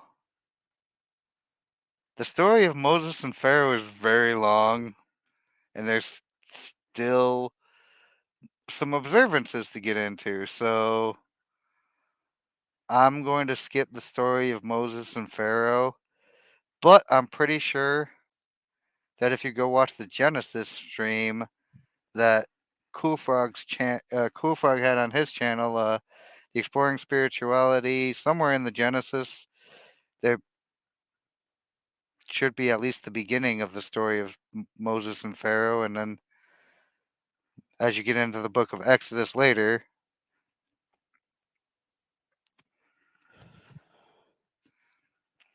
because they multiply like flies, that's why. And before you know it, their short little lives have created billions and billions of offspring, and they will seem to be immortal at that point. Yes, this is a very long law, Bijou. Like, but because this is such a fun topic, and I have so much to say about it, it doesn't even bother me that this one is fucking long. Like, I'm having fun doing a law for like more fun than I've had in a while, for the first time in a while. So y'all are just gonna have to fucking deal with it.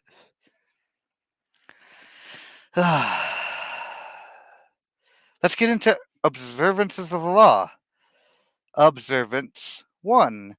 A gentleman we have heard about in several laws prior, Pietro Aretino, the son of a lowly shoemaker, had catapulted himself into fame as a writer of biting satires.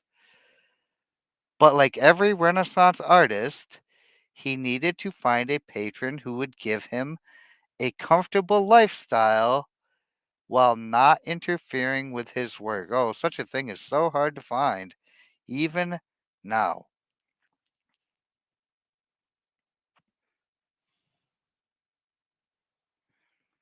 Well, I mean, she had always been a very particular lady, Heidi, in that regard. So she was self aware about this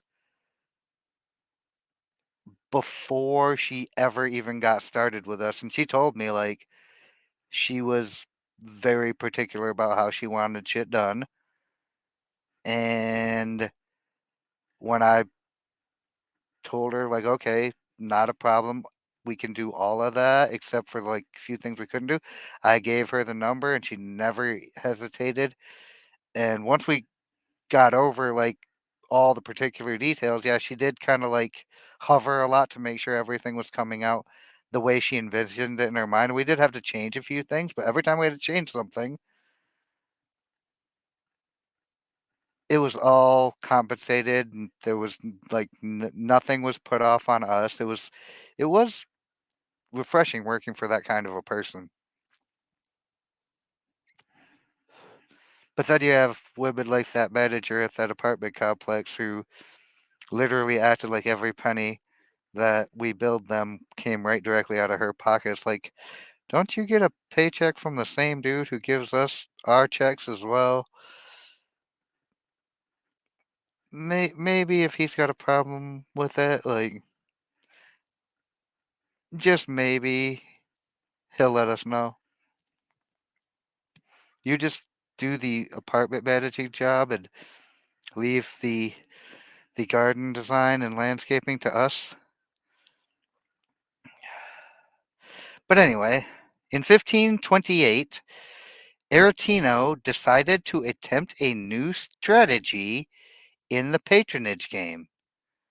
Leaving Rome, he established himself in Venice, where few had heard of him.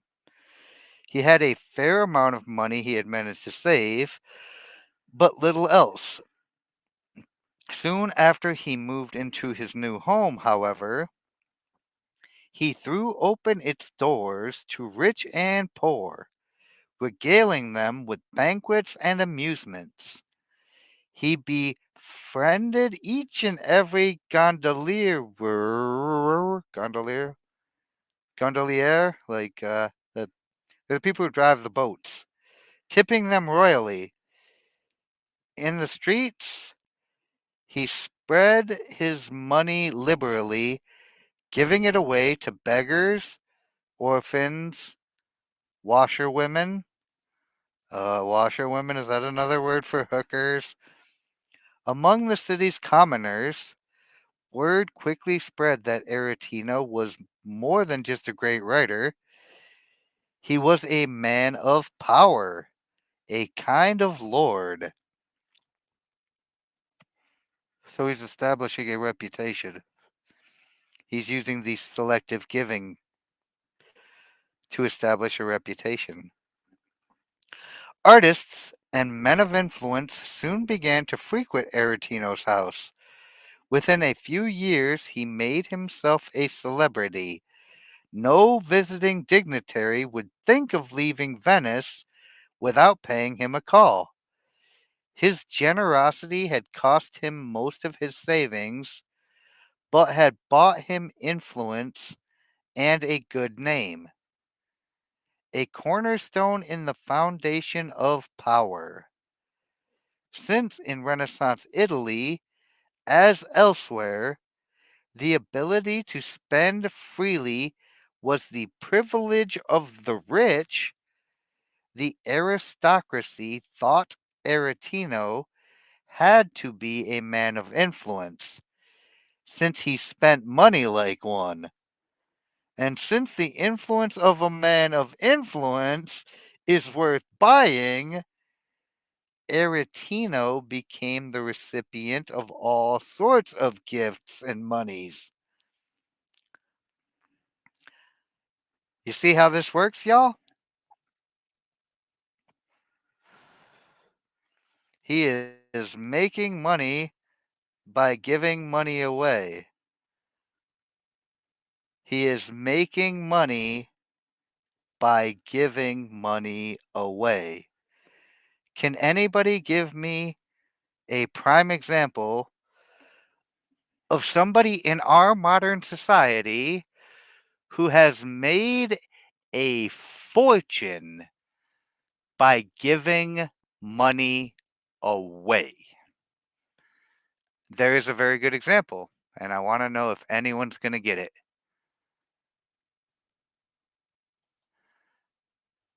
I'll wait for a second.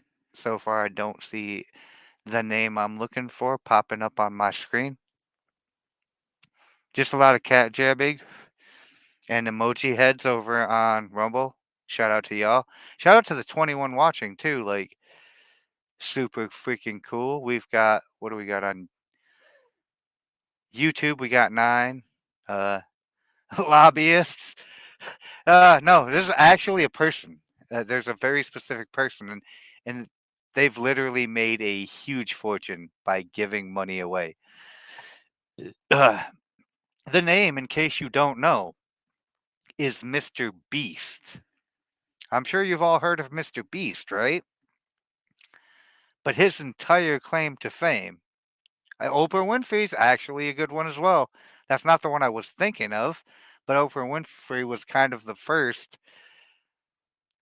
although she's a little bit different. Like, Mr. Beast's whole shtick is like, I'm gonna make a video that's gonna generate me a whole bunch of money by I'm gonna give away money.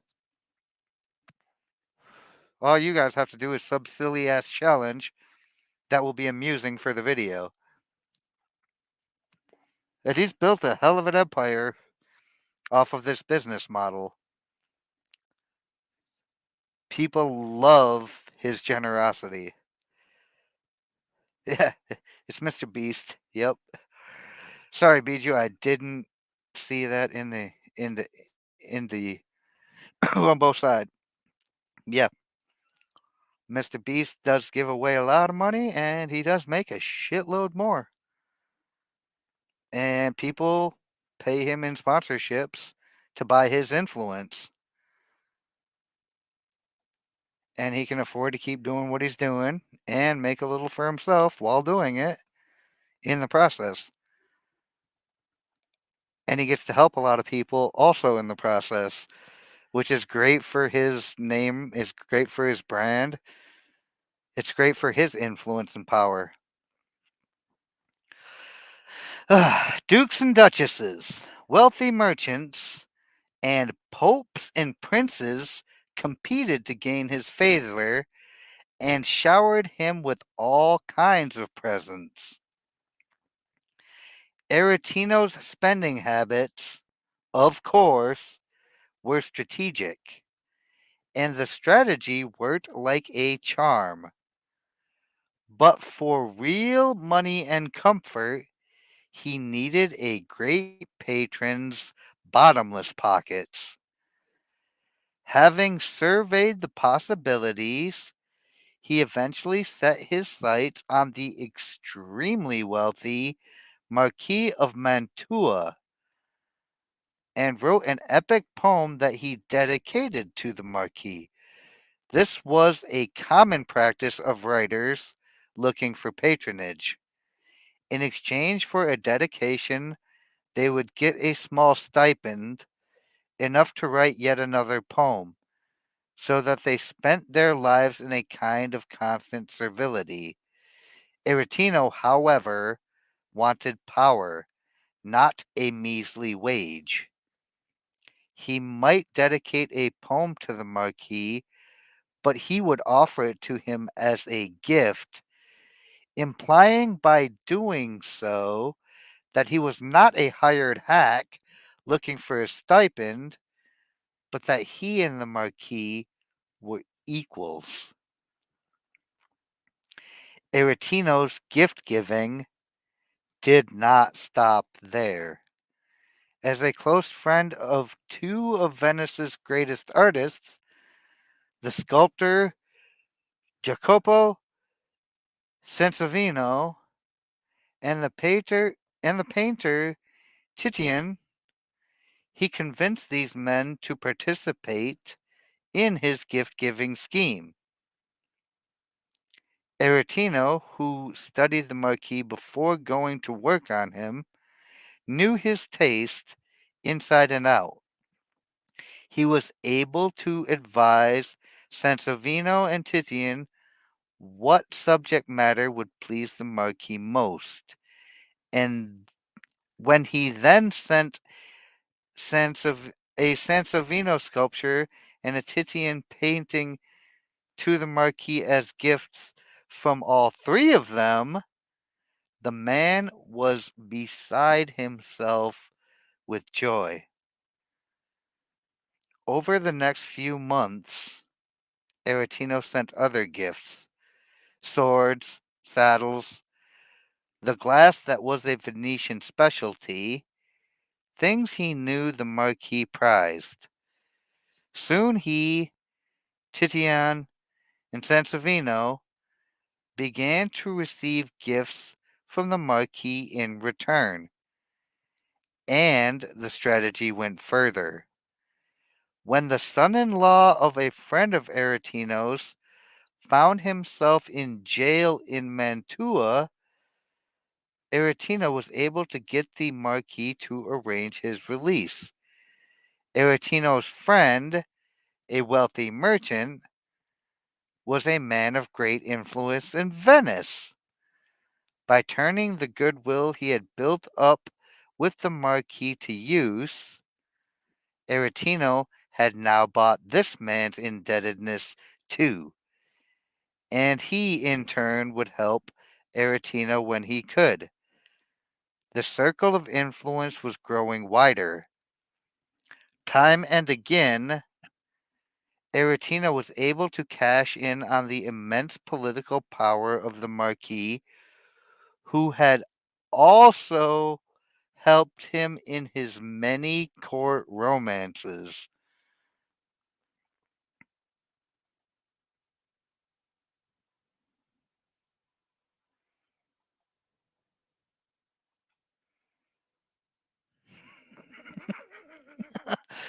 Uh, oh, that's funny. Oh, careful, Cat Ninja. It's working. Maybe she's trying to seduce you with honey mead. That's some heavy shit, by the way. Eventually, however, the relationship became strained, as Aretino came to feel that the Marquis should have requited his generosity better. But he would not lower himself to begging or whining. Since the exchange of gifts between the two men had made them equals, it would not seem right to bring up money. He simply withdrew from the Marquis's circle and hunted for other wealthy prey, settling first on the French King Francis, then the Medicis, the Duke of Urbino, Emperor Charles V, and more. In the end, having many patrons meant he did not have to bow to any of them, and his power seemed comparable to that of a great lord.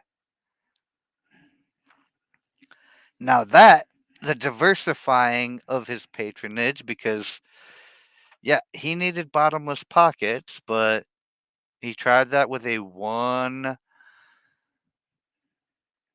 He tried that with a one patron approach, and it didn't. He didn't like the result. Like he felt gypped. So he just decided to like go ahead and spread this massive influence that he had across a great many bottomless sets of pockets and basically free himself from any of the bullshit of having to worry about just having the one. And having so many powerful, influential friends gave him additional power and influence. And the circle just continues and continues.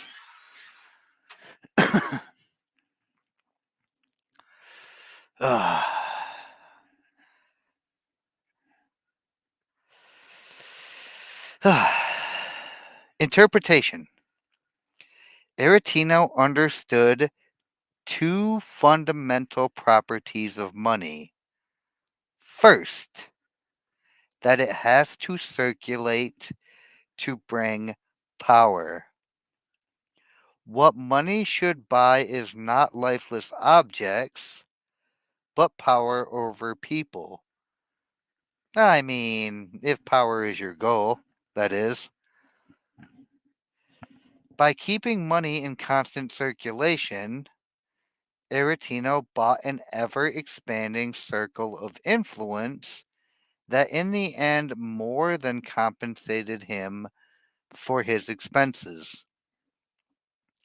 Second, Aretino understood the key property of the gift. To give a gift is to imply that you and the recipient are equals at the very least.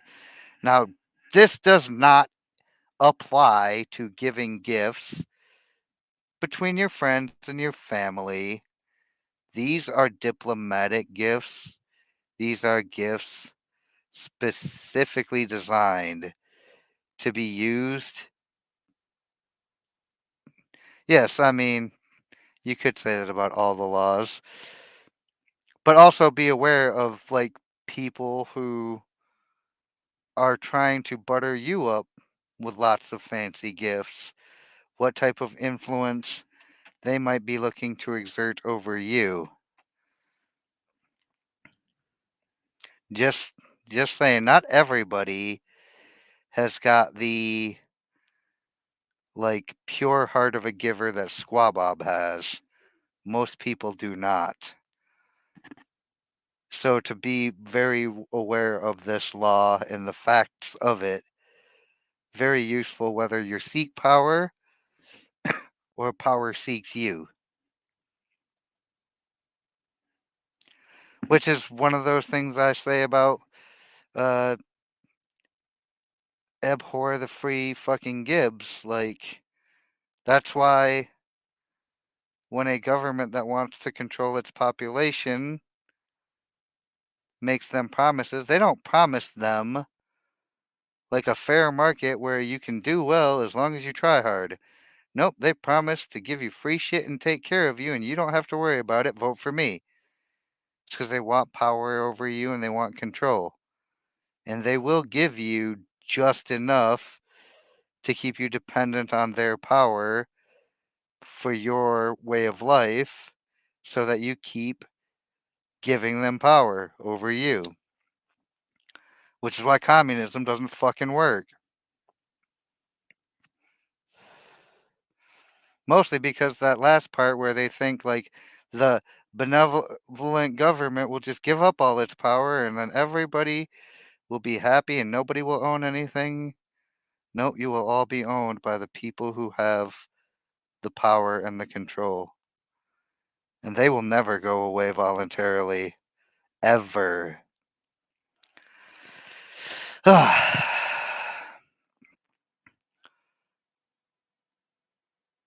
To give a gift is to imply that you and the recipient are equals at the very least, or that you are the recipient's superior. A gift also involves an indebtedness or obligation. When friends, for instance, offer you something for free, you can be sure they expect something in return, and that to get it, they are making you feel indebted. The mechanism may or may not be entirely conscious on their part, but this is how it works.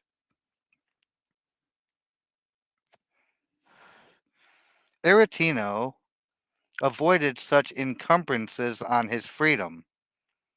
Instead of acting like a menial who expects the powerful to pay his way in life, he turned the whole dynamic around. Instead of being indebted to the powerful, he made the powerful indebted to him. This was the point of his gift giving, a ladder that carried him to the highest social levels. By the end of his life, he had become the most famous writer in Europe. Understand, money may determine power relationships, but those relationships need not depend on the amount of money you have. They also depend on the way you use it. Powerful people give freely, buying influence rather than things. Here you come into the realm of the lobbyists that First One Shot mentioned earlier.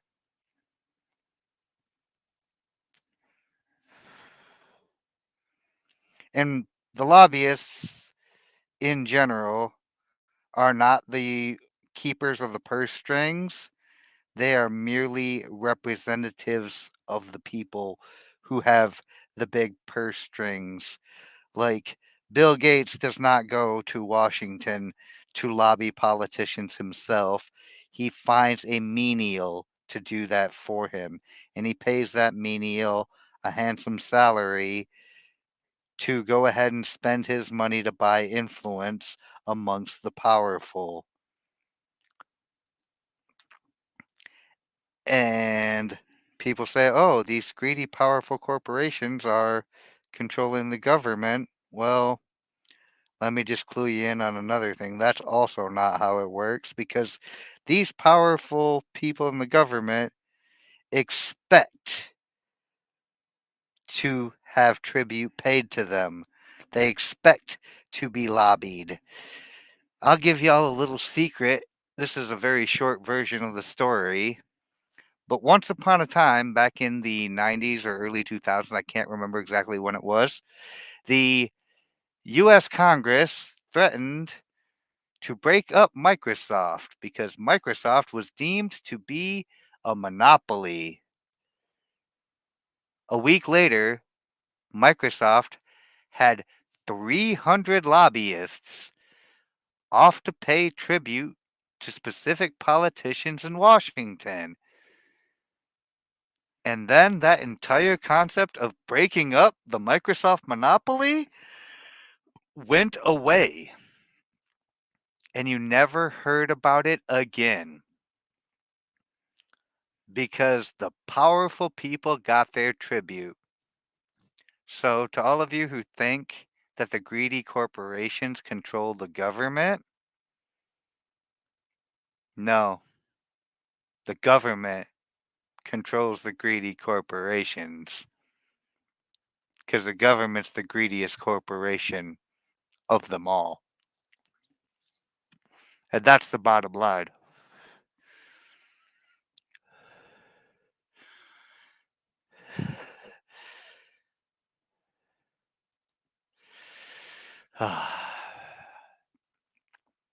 If you accept the inferior position because you have no fortune yet, you may find yourself in it forever. Play the trick that Aretino played on Italy's aristocracy.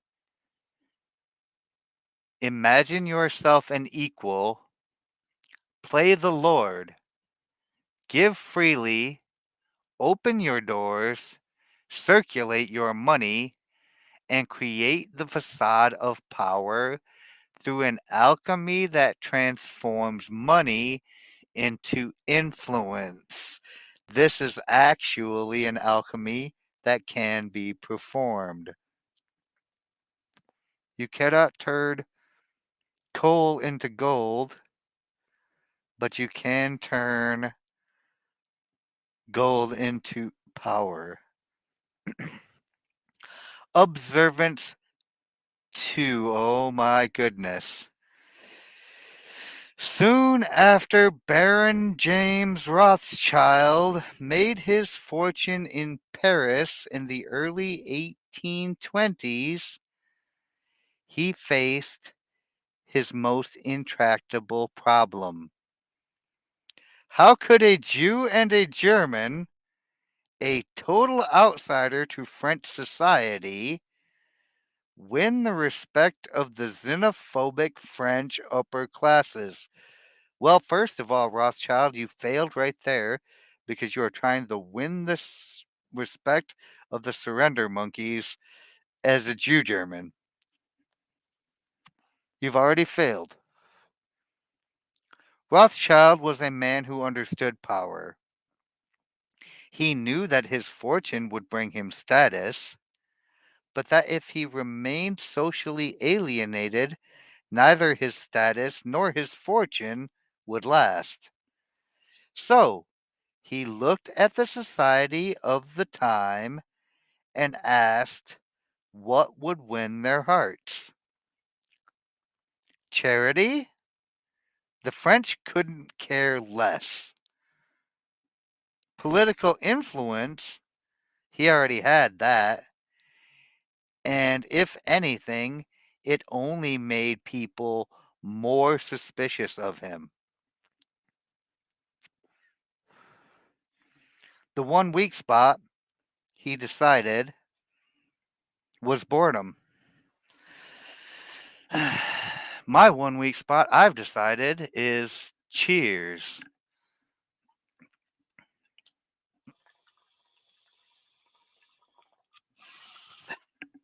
It's always 420 somewhere. Happy 420, y'all. Cheers to all of y'all cheersing.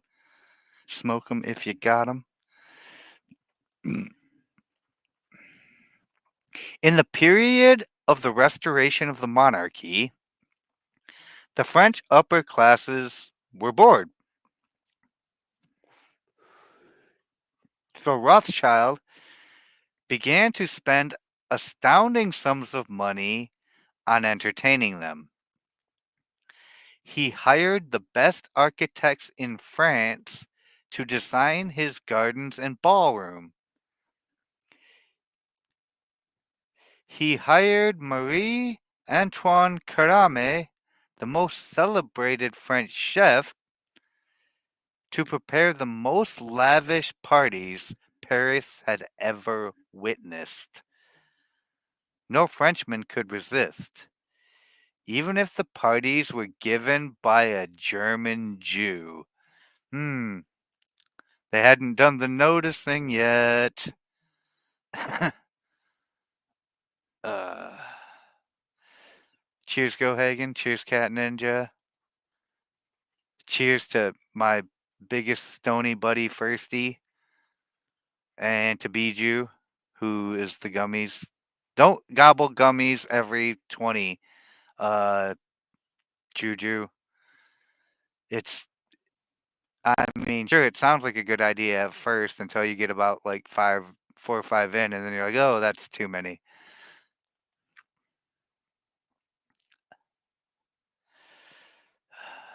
Rothschild's weekly soirees began to attract bigger and bigger numbers. Over the next few years, he won the only thing that would secure an outsider's power: social acceptance, which was his goal all along. Interpretation. Strategic generosity is always a great weapon in building a support base, particularly for the outsider. But the Baron de Rothschild was cleverer still. He knew it was his money that had created the barrier between him and the French, making him look ugly and untrustworthy. The fact that he was a German Jew probably didn't help in the ugly and untrustworthy department. Just saying. The best way to overcome this was literally to waste huge sums, a gesture to show that he valued French. Ugh, God, I almost threw up in my mouth saying this. To show he valued French culture and society over money. Ugh! No, French culture. I just no. Sorry. What Rothschild did resembled the famous potlatch feasts of the American Northwest by periodically destroying its wealth in a giant orgy of festivals and bonfires. An Indian tribe would symbolize its power over other tribes. A giant orgy of festivals and bonfires. What a description. The base of its power was not money, but its ability to spend. Its confidence in its superiority that would restore to it all that the potlatch had destroyed. I think this is where the potluck concept comes from. But there is a key to wealth that a lot of the wealthiest people know.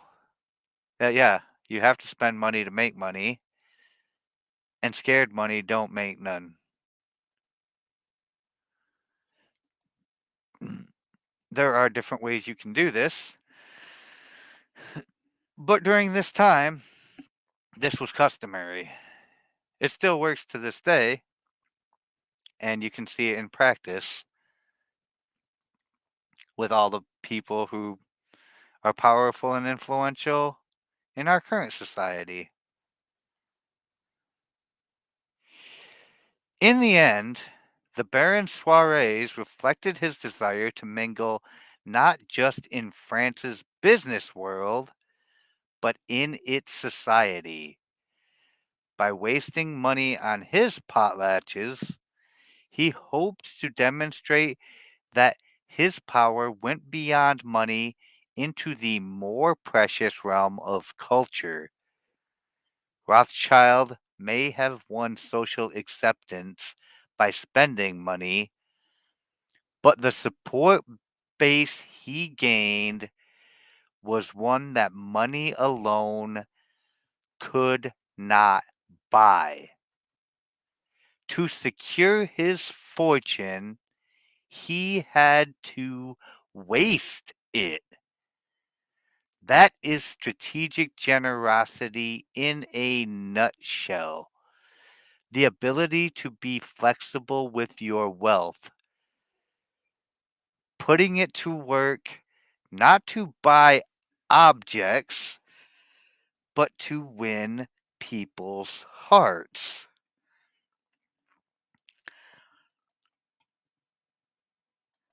Buying influence.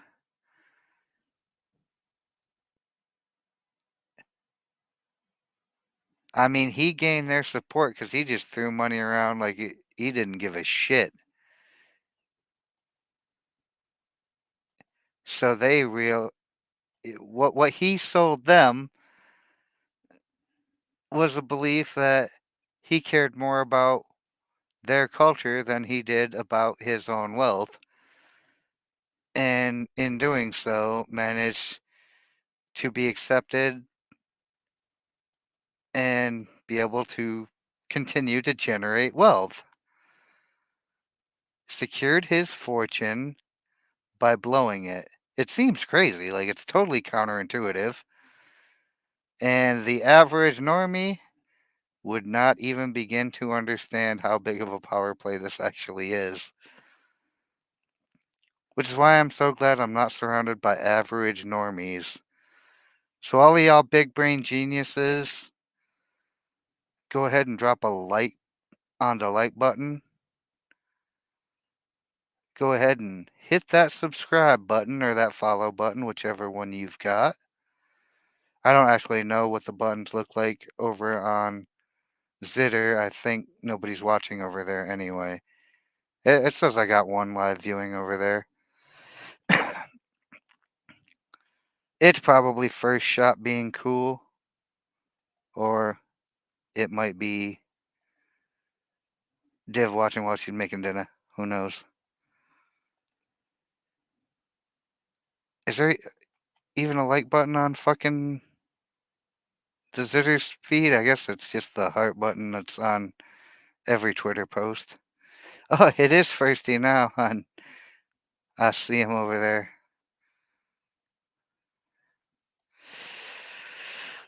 Observance 3. The Medicis of Renaissance Florence had built their immense power on the fortune they had made in banking.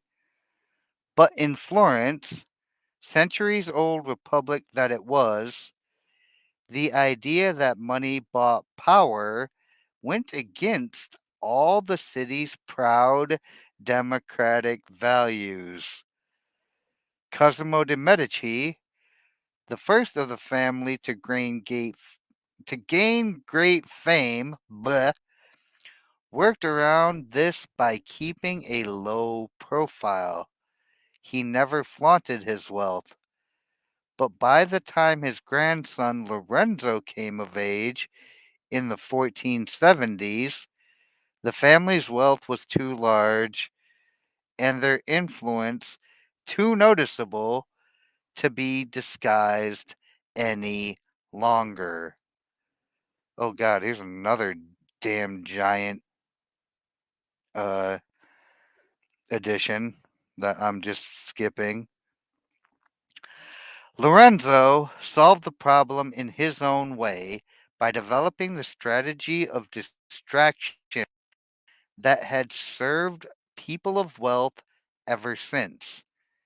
He became the most illustrious patron of the arts that history had ever known. Not only did he spend lavishly on paintings, he created Italy's finest apprentice schools for young artists. It was in one of these schools that the young Michelangelo first caught the attention of Lorenzo, who invited the artist to come live in his house. He did the same with Leonardo da Vinci. Once under his wing, Michelangelo and Leonardo were mutated into Ninja Turtles. Wait, no, that's not what this says. Different story, guys. Sorry. Michelangelo and Leonardo requited his generosity by becoming loyal ninja servants to his master Splinter. No, loyal artists in his stable. Sorry. Sorry, y'all. Like, definitely. Yeah, I was watching a Cool Frog stream on Twix, and it was counting as 0 views. Well, it shows 0 viewers live on actual Twitter itself, but when I click on this live viewers on StreamYard, it says I've got 2. So, shout out to those 2. Okay, anyway, back to the Ninja Turtle. Whenever Lorenzo faced an enemy, he would wield the weapon of patronage. When Pisa, Florence's traditional enemy, threatened to rebel against it in 1472, Lorenzo placated its people by pouring money into its university, which had once been its pride and joy, but had long ago lost its luster. The Pisans, had no defense against this insidious maneuver, which simultaneously fed their love of culture and blunted their desire for battle. So this man just literally used the whole let's just buy it approach for everything. Teenage Mutant Cat Ninja Turtles? That's a lot. Sounds like a footy snake in the mix, and he's here, he's there, he's every fucking where. He's thirsty. I mean, yeah, that's why he's first one shot, because he's always there already waiting for you, hiding in the bushes or in the sticks. Don't mess with the first one shot. Unless you were already there waiting for him to already be there. First one shotception. Ah. Interpretation. Lorenzo undoubtedly loved the arts, but his patronage of artists had a practical function as well, of which he was keenly aware.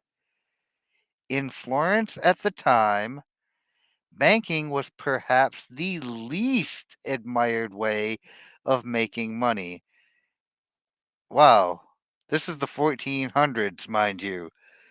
Banking, the least admired way of making money. Nowadays, I would argue that it's politics, but banking's still way up there on the lesser admirable ways of making money.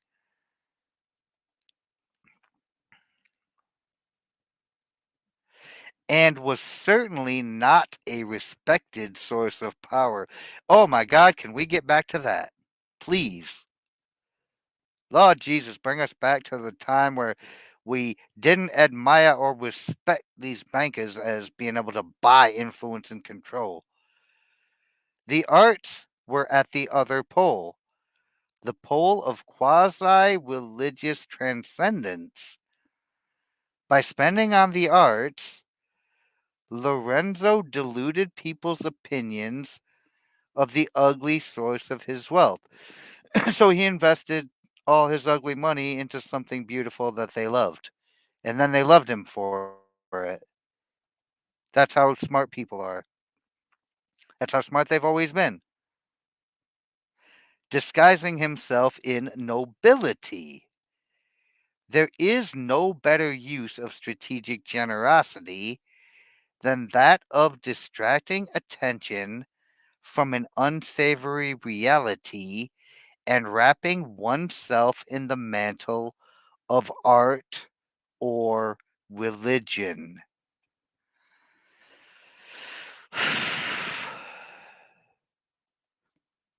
I keep hoping to find the keys to power at some point in here.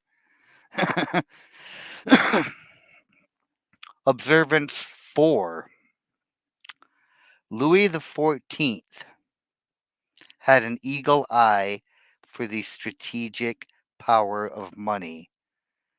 When he came to the throne, the powerful nobility had recently proven a thorn in the monarchy's side and seethed with rebelliousness. So he impoverished these aristocrats by making them spend enormous sums on maintaining their position in the court, making them dependent on royal largesse for their livelihood. He had them in his claws. So he is doing the reverse generosity. No, no, no, no, no, no, no, no, you. No, you. You buy. I'm sure this can't possibly backfire. Next, Louis brought the nobles to their knees with strategic generosity. It would work like this. Whenever he noticed a stubborn courtier whose influence he needed to gain, or whose troublemaking he needed to squelch, he would use his vast wealth to soften the soil. First, he would ignore his victim, making the man anxious. Then the man would suddenly find that his son had been given a well paid post, or that funds that had been spent liberally in his home region, or that he had been given a painting he had long coveted. Presents would flow from Louis's hands. Finally, weeks or months later, Louis would ask for the favor he had needed all along. A man who once vowed to do anything to stop the king would find he had lost the desire to fight. A straightforward bribe would have made him rebellious. This was far more insidious.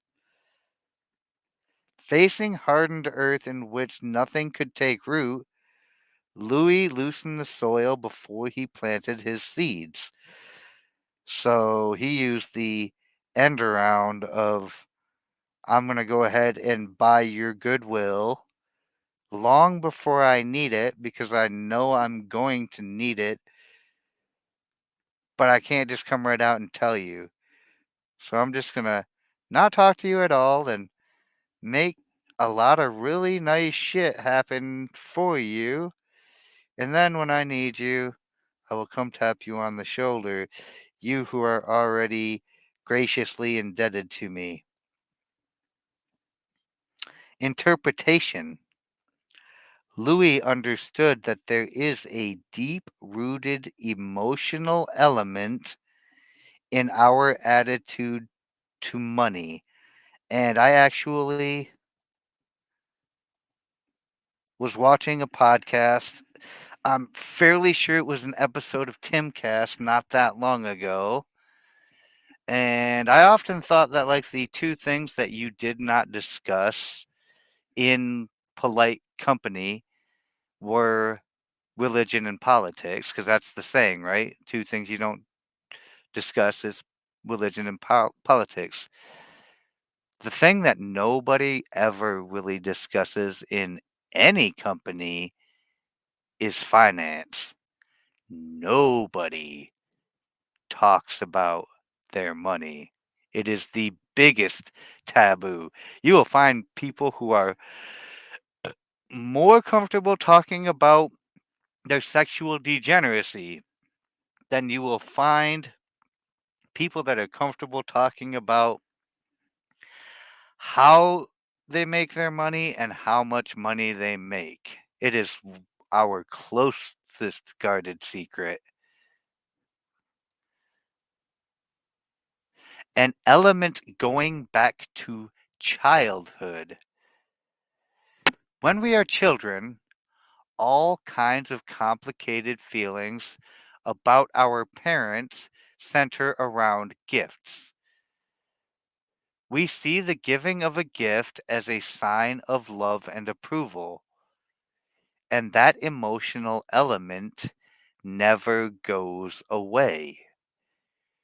The recipients of gifts, financial or otherwise, are suddenly as vulnerable as children, especially when the gift comes from someone in authority.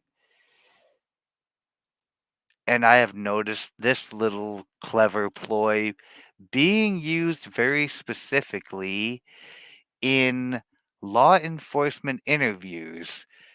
And if you've ever been interviewed by law enforcement before, it is very similar to how you see it on television. First, they chain you to a table in a room, and then they fucking leave you there. And they leave you there. And they leave you there still. And after they feel like they've done enough to make you anxious with the anticipation, when they enter, the first thing they ask you is, can they get you anything? Or sometimes they might just bring you like a water, a soda, a snack. This is them attempting to build goodwill. It's all mental manipulation. And if you're aware of what they're doing, it is very, very, very easy to see it for exactly what it is and to break that emotional response and realize that these people, they're not your friend. They're there to put you in jail. That's the only job they have, is to see you go to jail.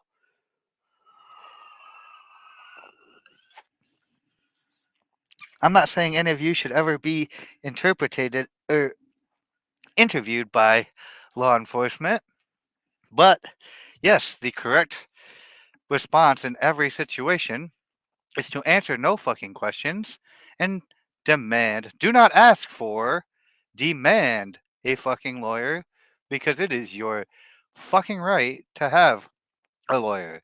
It is your right to not answer any questions, so do not ask for shit. You tell them, you bring me lawyer now. I answer no questions. Correct. I don't care what kind of goodwill you are trying to buy with these simple manipulation tactics. But money is a very strong emotional, like,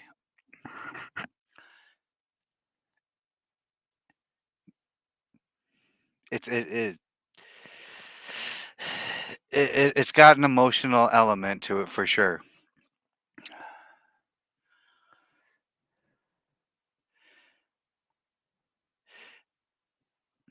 Their will is loosened as Louis loosened the soil. To succeed best, the gift should come out of the blue. It should be remarkable for the fact that a gift like it has never been given before, or for being preceded by a cold shoulder from the giver. The more often you give to particular people, the blunter this weapon becomes. If they don't take your gifts for granted, becoming monsters of ingratitude, they will resent what appears to be charity. The sudden, unexpected, one time gift will not spoil your children, it will keep them under your thumb. That's strategic generosity.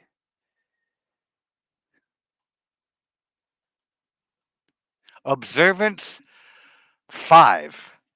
For fuck's sake. The antique dealer Fushimiya, who lived in the city of Edo, former name of Tokyo, in the 17th century, Edo or Edo, I can't remember. I think it's Edo. Once made a stop at a village tea house. After enjoying a cup of tea, he spent several minutes scrutinizing the cup, which he eventually paid for and took away with him. A local artisan, watching this, waited until Fushimiya left the shop, then approached the old woman who owned the tea house and asked her who this man was. She told him it was Japan's most famous connoisseur, antique dealer to the Lord of Izumo. The artisan ran out of the shop, caught up with Fushimiya, and begged him to sell him the cup, which must clearly be valuable if Fushimiya judged it so. Fushimiya laughed heartily. It's just an ordinary cup of bison ware, he explained, and it is not valuable at all. The reason I was looking at it was that the steam seemed to hang about in it strangely. Seemed seemed, seemed to hang about it strangely, and I wondered if there wasn't a leak somewhere. Devotees of the tea ceremony were interested in any odd or accidental beauty in nature. Since the artisan still seemed so excited about it, Fushimiya gave him the cup for free. The artisan took the cup around, trying to find an expert who would appraise it at a high price, but since all of them recognized it as an ordinary teacup, he got nowhere. Soon he was neglecting his own business, thinking only of the cup and the fortune it could bring. So this guy is clearly not a listener of the fucking point.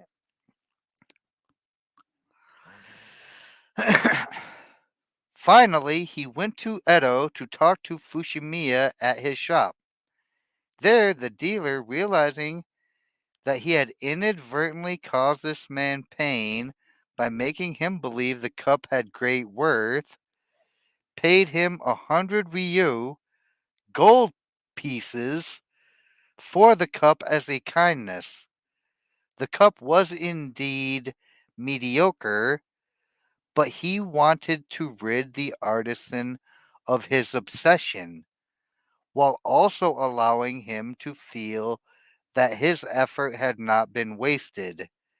The artisan thanked him and went on his way. He literally just charitied that man who didn't listen to him in the first place when he said, "Nah, it's just a regular ass cup, bro." And then he went around like making himself crazy, like trying to get like a fortune for this cup that he bought simply because he thought it was weird and he wanted to check it to see if it was fucking leaking because of the way the steam hung around it. It probably was leaking. It's probably just a mediocre ass cup. But no, like the fact that he felt so compelled to give this man 100 gold pieces to rid him of his damn obsession. I mean, he gave him the cup for free after he had bought it himself, and then he bought it back from him for a lot. That seems kind of dumb to me, but money is never spent to so much advantage as when you have been cheated out of it. For at one stroke you have purchased prudence. Schopenhauer. And anybody who's ever been conned, like, there is no greater inoculation or vaccine to being conned in the future as being conned before. It's literally just the best medicine for not getting conned. Soon, word spread of Fushimiya's purchase of the teacup. Every dealer in Japan clamored for him to sell it. Since a cup he had bought for 100 ryo must be worth much more, he tried to explain the circumstances in which he bought the cup, but the dealers could not be dissuaded. Nobody listens to the guy who is like the number one foremost connoisseur and expert. Like, he's literally telling you all the truth. Like, no, it's just a regular ass cup, bro. Trust me. Fushimiya finally relented and put the cup up for sale. During the auction, two buyers simultaneously bid 200 ryo for the teacup and then began to fight over who had bid first. Their fighting tipped over a table, and the teacup fell to the ground and broke into several pieces. The auction was clearly over. Fushimiya glued and mended the cup and then stored it away, thinking the affair finished. Years later, however, the great tea master Matsudaira Fumai visited the store and asked to see the cup, which by then had become legendary. Fumai examined it. As a piece, he said, it is not up to much, but a tea master prizes sentiment and association more than intrinsic value. So this is where the concept of it's not the thing, but the story. Like, it's not the fact that it's a straitjacket that makes it worth any money. It's an old ratty straitjacket. It's the fact that that straitjacket was used in Harry Houdini's act for X number of shows that gives the straitjacket value. It's the story of the item, which is what's going on here with this. He this this teacup is getting a lot of value because the tea master prizes sentiment and association more than intrinsic value. He bought the cup for a high sum, a glued together work of less than ordinary craftsmanship had become one of the most famous objects in Japan because of its amazing story. Interpretation. The story shows, first, an essential aspect of money that it is humans who have created it and humans who still insist or humans who instill it with meaning and value. Because, yes, if we didn't prize money or value it, we would discover that it is worthless. But money is designed to symbolize like intrinsic value and the time value. Second, with objects, as with money, what the courtier most values are the sentiments and emotions embedded in them. That is what makes a Tom Brady touchdown in the Super Bowl football worth a shitload more than a brand new football that you could go buy at whatever sporting goods store you fancy. Could be the exact same type of football, but this brand new football will never, ever, ever, ever be worth anywhere near as much as that football that was thrown for a touchdown and then tossed into the stands by Tom Brady. Like, I mean, not tossed into the stands by Tom Brady, but you know what I mean. I remember in some movie the person was saying always make up a story for every item. I mean, if you can actually the problem with making up stories for items like that is eventually you will come across that motherfucker who knows you're full of shit. That autist that's like, yeah, I actually am an expert on all these things and you're a fraud. And then when you get exposed as a fraud, oh boy, good luck ever living that shit down again because that shit will get out and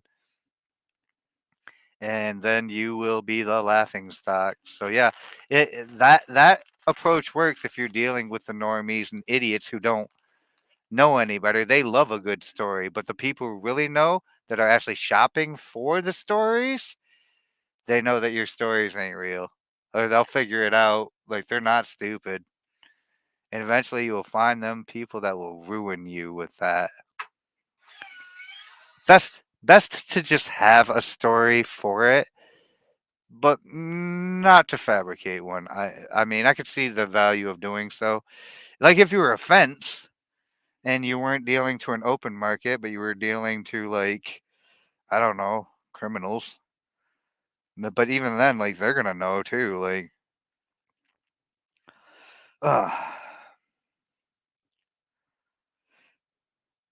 Second, With objects, as with money, with the sentiments, blah, blah, blah. The lesson is simple. The more your gifts and your acts of generosity play with sentiment, the more powerful they are.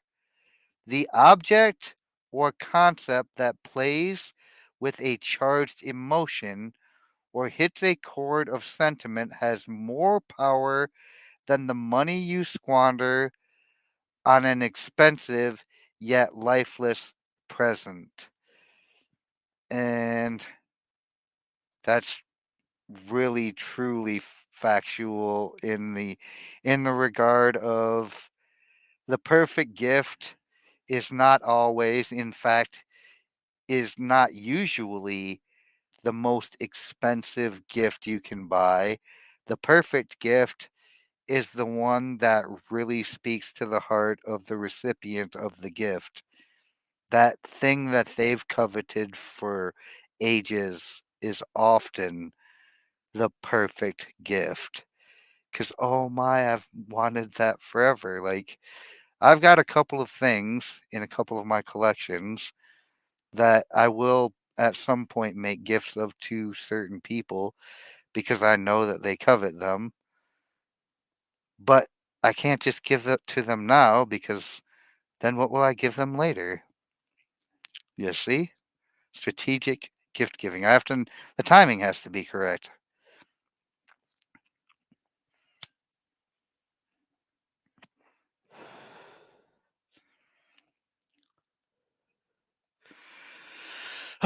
Observance 6. So, literally going to just observe the different concepts from different angles.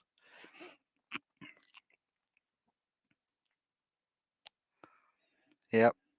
Apparently, the rest of the book is just Law 40.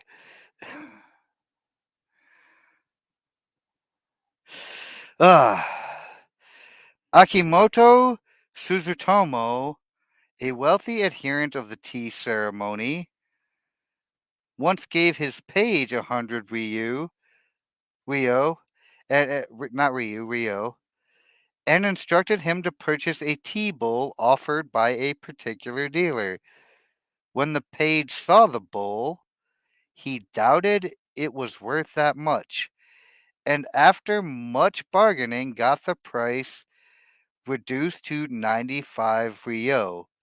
Days later, after Suzutomo had put the bowl to use, the page proudly told him what he had done. Oh my, he's a bargain demon. What an ignoramus you are, replied Suzutomo. A tea bowl that anyone asks 100 pieces of gold for can only be a family heirloom. And a thing like that is only sold when the family is pressed for money. And in that case, they will be hoping to find someone who will give even 150 pieces for it. So, what sort of fellow is it who does not consider their feelings?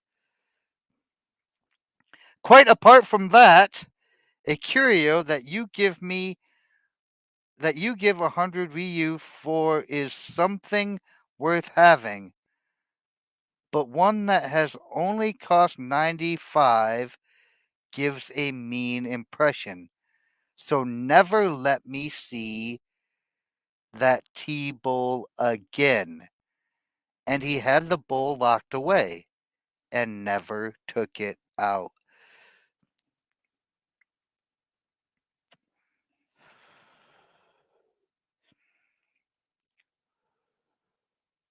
Boop. uh, Interpretation. When you insist on paying less, you may save your 5 Rio, but the insult you cause and the cheap impression you create will cost you in reputation, which is the thing the powerful prize above all. Learn to pay the full price. It will save you a lot in the end. Literally don't need to explain too much further. The interpretation nailed it perfectly. Observance 7.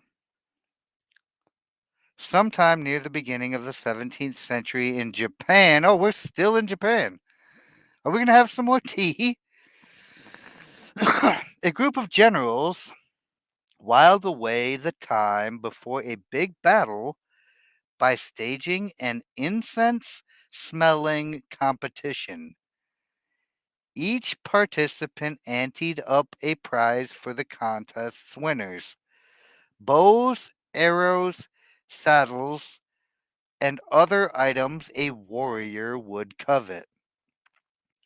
The great Lord Date Masamune happened to pass by and was induced to participate. For a prize, he offered the gourd that hung from his belt. Everyone laughed, for no one wanted to win this cheap item. A retainer of the host finally accepted the gourd. When the party broke up, however, and the generals were chatting outside the tent, Masamune brought over his magnificent horse and gave it to the retainer. "There," he said, "a horse has come out of the gourd." The stunned generals suddenly regretted their scorn at Masamune's gift. So it was because this guy humbled himself to accept this silly gourd that Masamune bestowed a blessing on him and gave him a prized horse instead. Ah, suck it. Interpretation. Masamune understood the following: money gives its possessor the ability to give pleasure to others. The more you can do this, the more you attract admiration. When you make a horse come out of a gourd, you give the ultimate demonstration of your power. Ah, so he made a prize into a lovely gift. Later, Frogget. Good luck with your live stream. We should be wrapping up here eventually tonight at some point, so I'll free the people to come over and pay you a visit should they so decide that they want to. They can't leave here first though. Like, you got to stay here and then go watch Cool Frog afterwards. Image: the river. To protect yourself or to save the resource, you dam it up. Soon, however, the waters become dank and pestilent. Only the foulest forms of life can live in such stagnant waters. Nothing travels on them. All commerce stops. Destroy the dam. When the water flows and circulates, it generates abundance, wealth, and power in ever larger circles. The river must flood periodically for good things to flourish.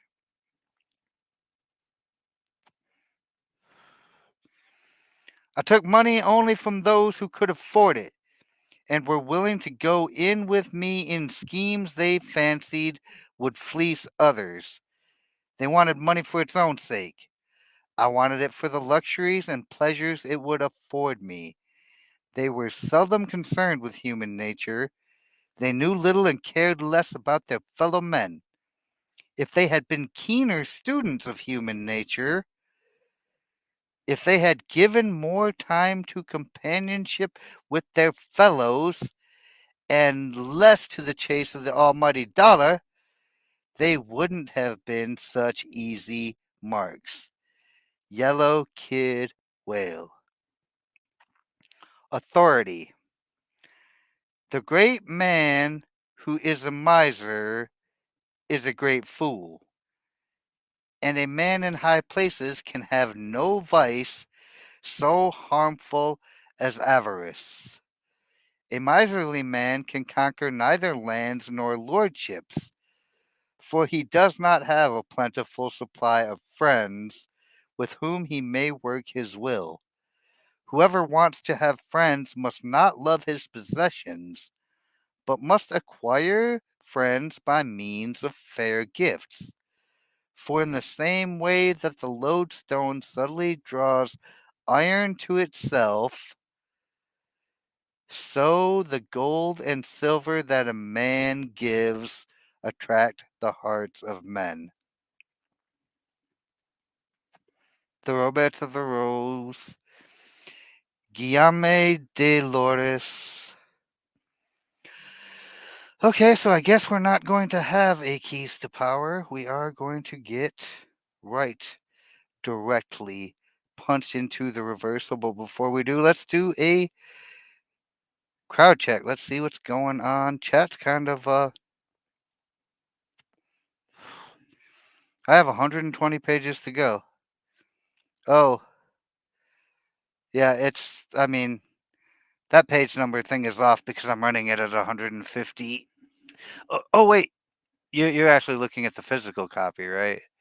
So I have 120 pages left in the physical book to go, which is good because I've still got 8 laws left.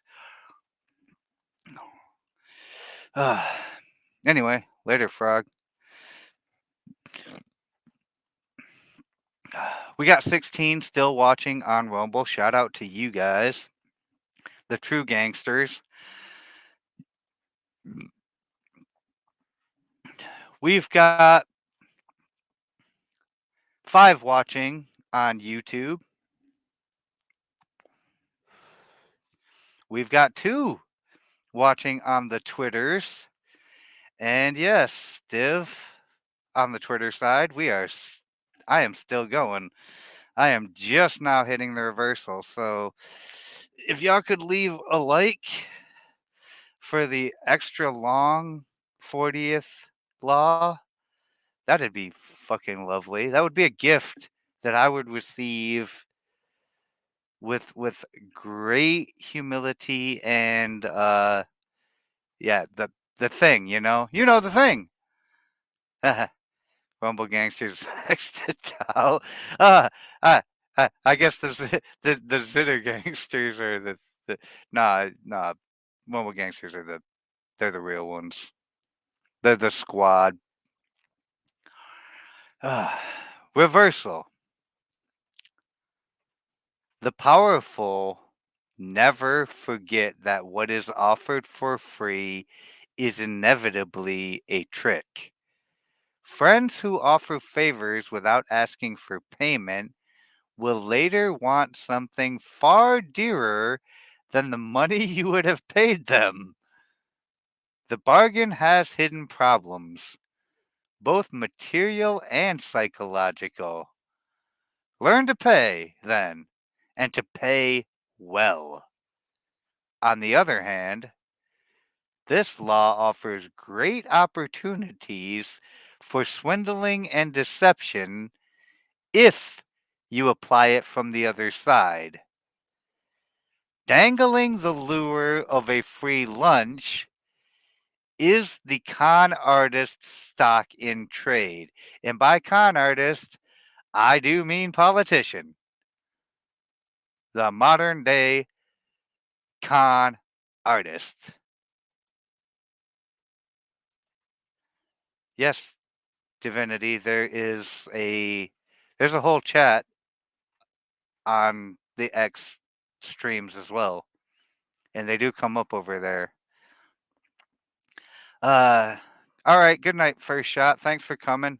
Sorry I kept you up so late. This one, I knew this one was going to be fun, and I knew it was going to take me a little bit longer. I didn't know it was going to be massively long on top of being so much fun to talk about.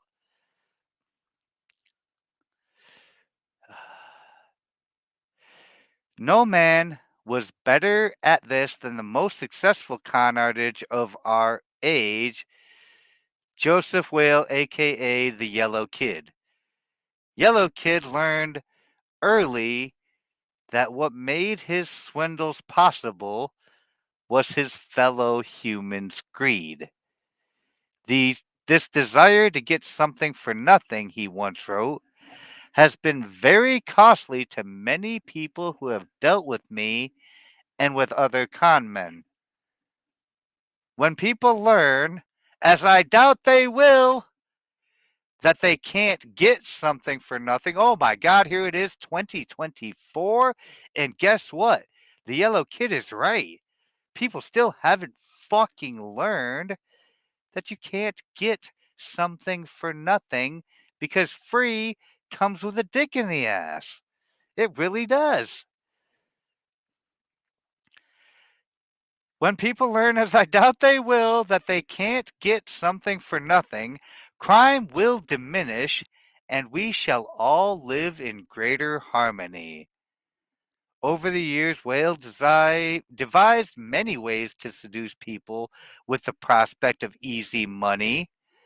He would hand out free real estate. Who could resist such an offer? And then the suckers would learn that they had to pay $25 to register the sale. Since the land was free, it seemed worth the high fee, and the Yellow Kid would make thousands of dollars on the phony registration. In exchange, he would give his suckers a phony deed. Other times, he would tell suckers about a fixed horse race or a stock that would earn 200% in a few weeks. As he spun his stories, he would watch the sucker's eyes open wide at the thought of a free lunch. You can almost see the dollar signs in these people's eyes when you do this. The lesson is simple. Bait your deceptions with the possibility of easy money. People are essentially lazy and want wealth to fall in their lap rather than to work for it. Duh. For a small sum, sell them advice on how to make millions. Any one of these get rich quick secrets to making money books that you've seen, all of them are this kind of scam. I mean, scam. Yeah. P.T. Barnum did this later in life. And that small sum will become a fortune when multiplied by thousands of suckers. I can't remember the name of the exact book, but this became a huge controversy for a while because it was basically a Ponzi scheme. Lure people in with the prospect of easy money, and you have the room to work still more deceptions on them. Since greed is powerful enough to blind your victims to anything, and as the Yellow Kid said, half the fun is teaching a moral lesson. Greed does not pay. And we made it, y'all. All the way to the end of the 40th law, and hopefully everybody with a greater understanding of why shit ain't free, shit will never be free, and you should always, always, always be skeptical of anyone offering you some shit for free. However, on the other foot, giving and being generous selectively can buy you a great amount of power and influence if you temper it accordingly. Oh man, this one's been a lot of fun. We've been at it for 3 hours and almost 20 minutes. What do we got next? Coming up on Friday, Law 41. Avoid stepping into a great man's shoes. Oh boy, that ought to be a interesting one as well. Yes, I'm aware, Cat Ninja. I am trying to stall so that we can do a one for the road. So while we're stalling for the final 20 of the night, hit that like button, y'all. Hit that subscribe button or follow button if you haven't. Replay gang, you know I love all of you. I know there's many of you that cannot be here for it live. Comments in the comment section, y'all. Please keep the conversation going. We're getting close to the end of the book. And not going to lie, the replay gang's interaction could be better. I'm just saying. But I love y'all, replay gangers, and I know you're out there. And some of the comments that are left are absolutely stellar. So I'm not talking to you guys. I'm talking about to all the rest of you who don't leave no comments. Support the algorithm. Give me something for free, and I'll keep trying to bring these to you. Uh, Next Friday we will do Law 41 at noon, as we do the Friday streams. Cheers, y'all. Everyone have a wonderful rest of your night.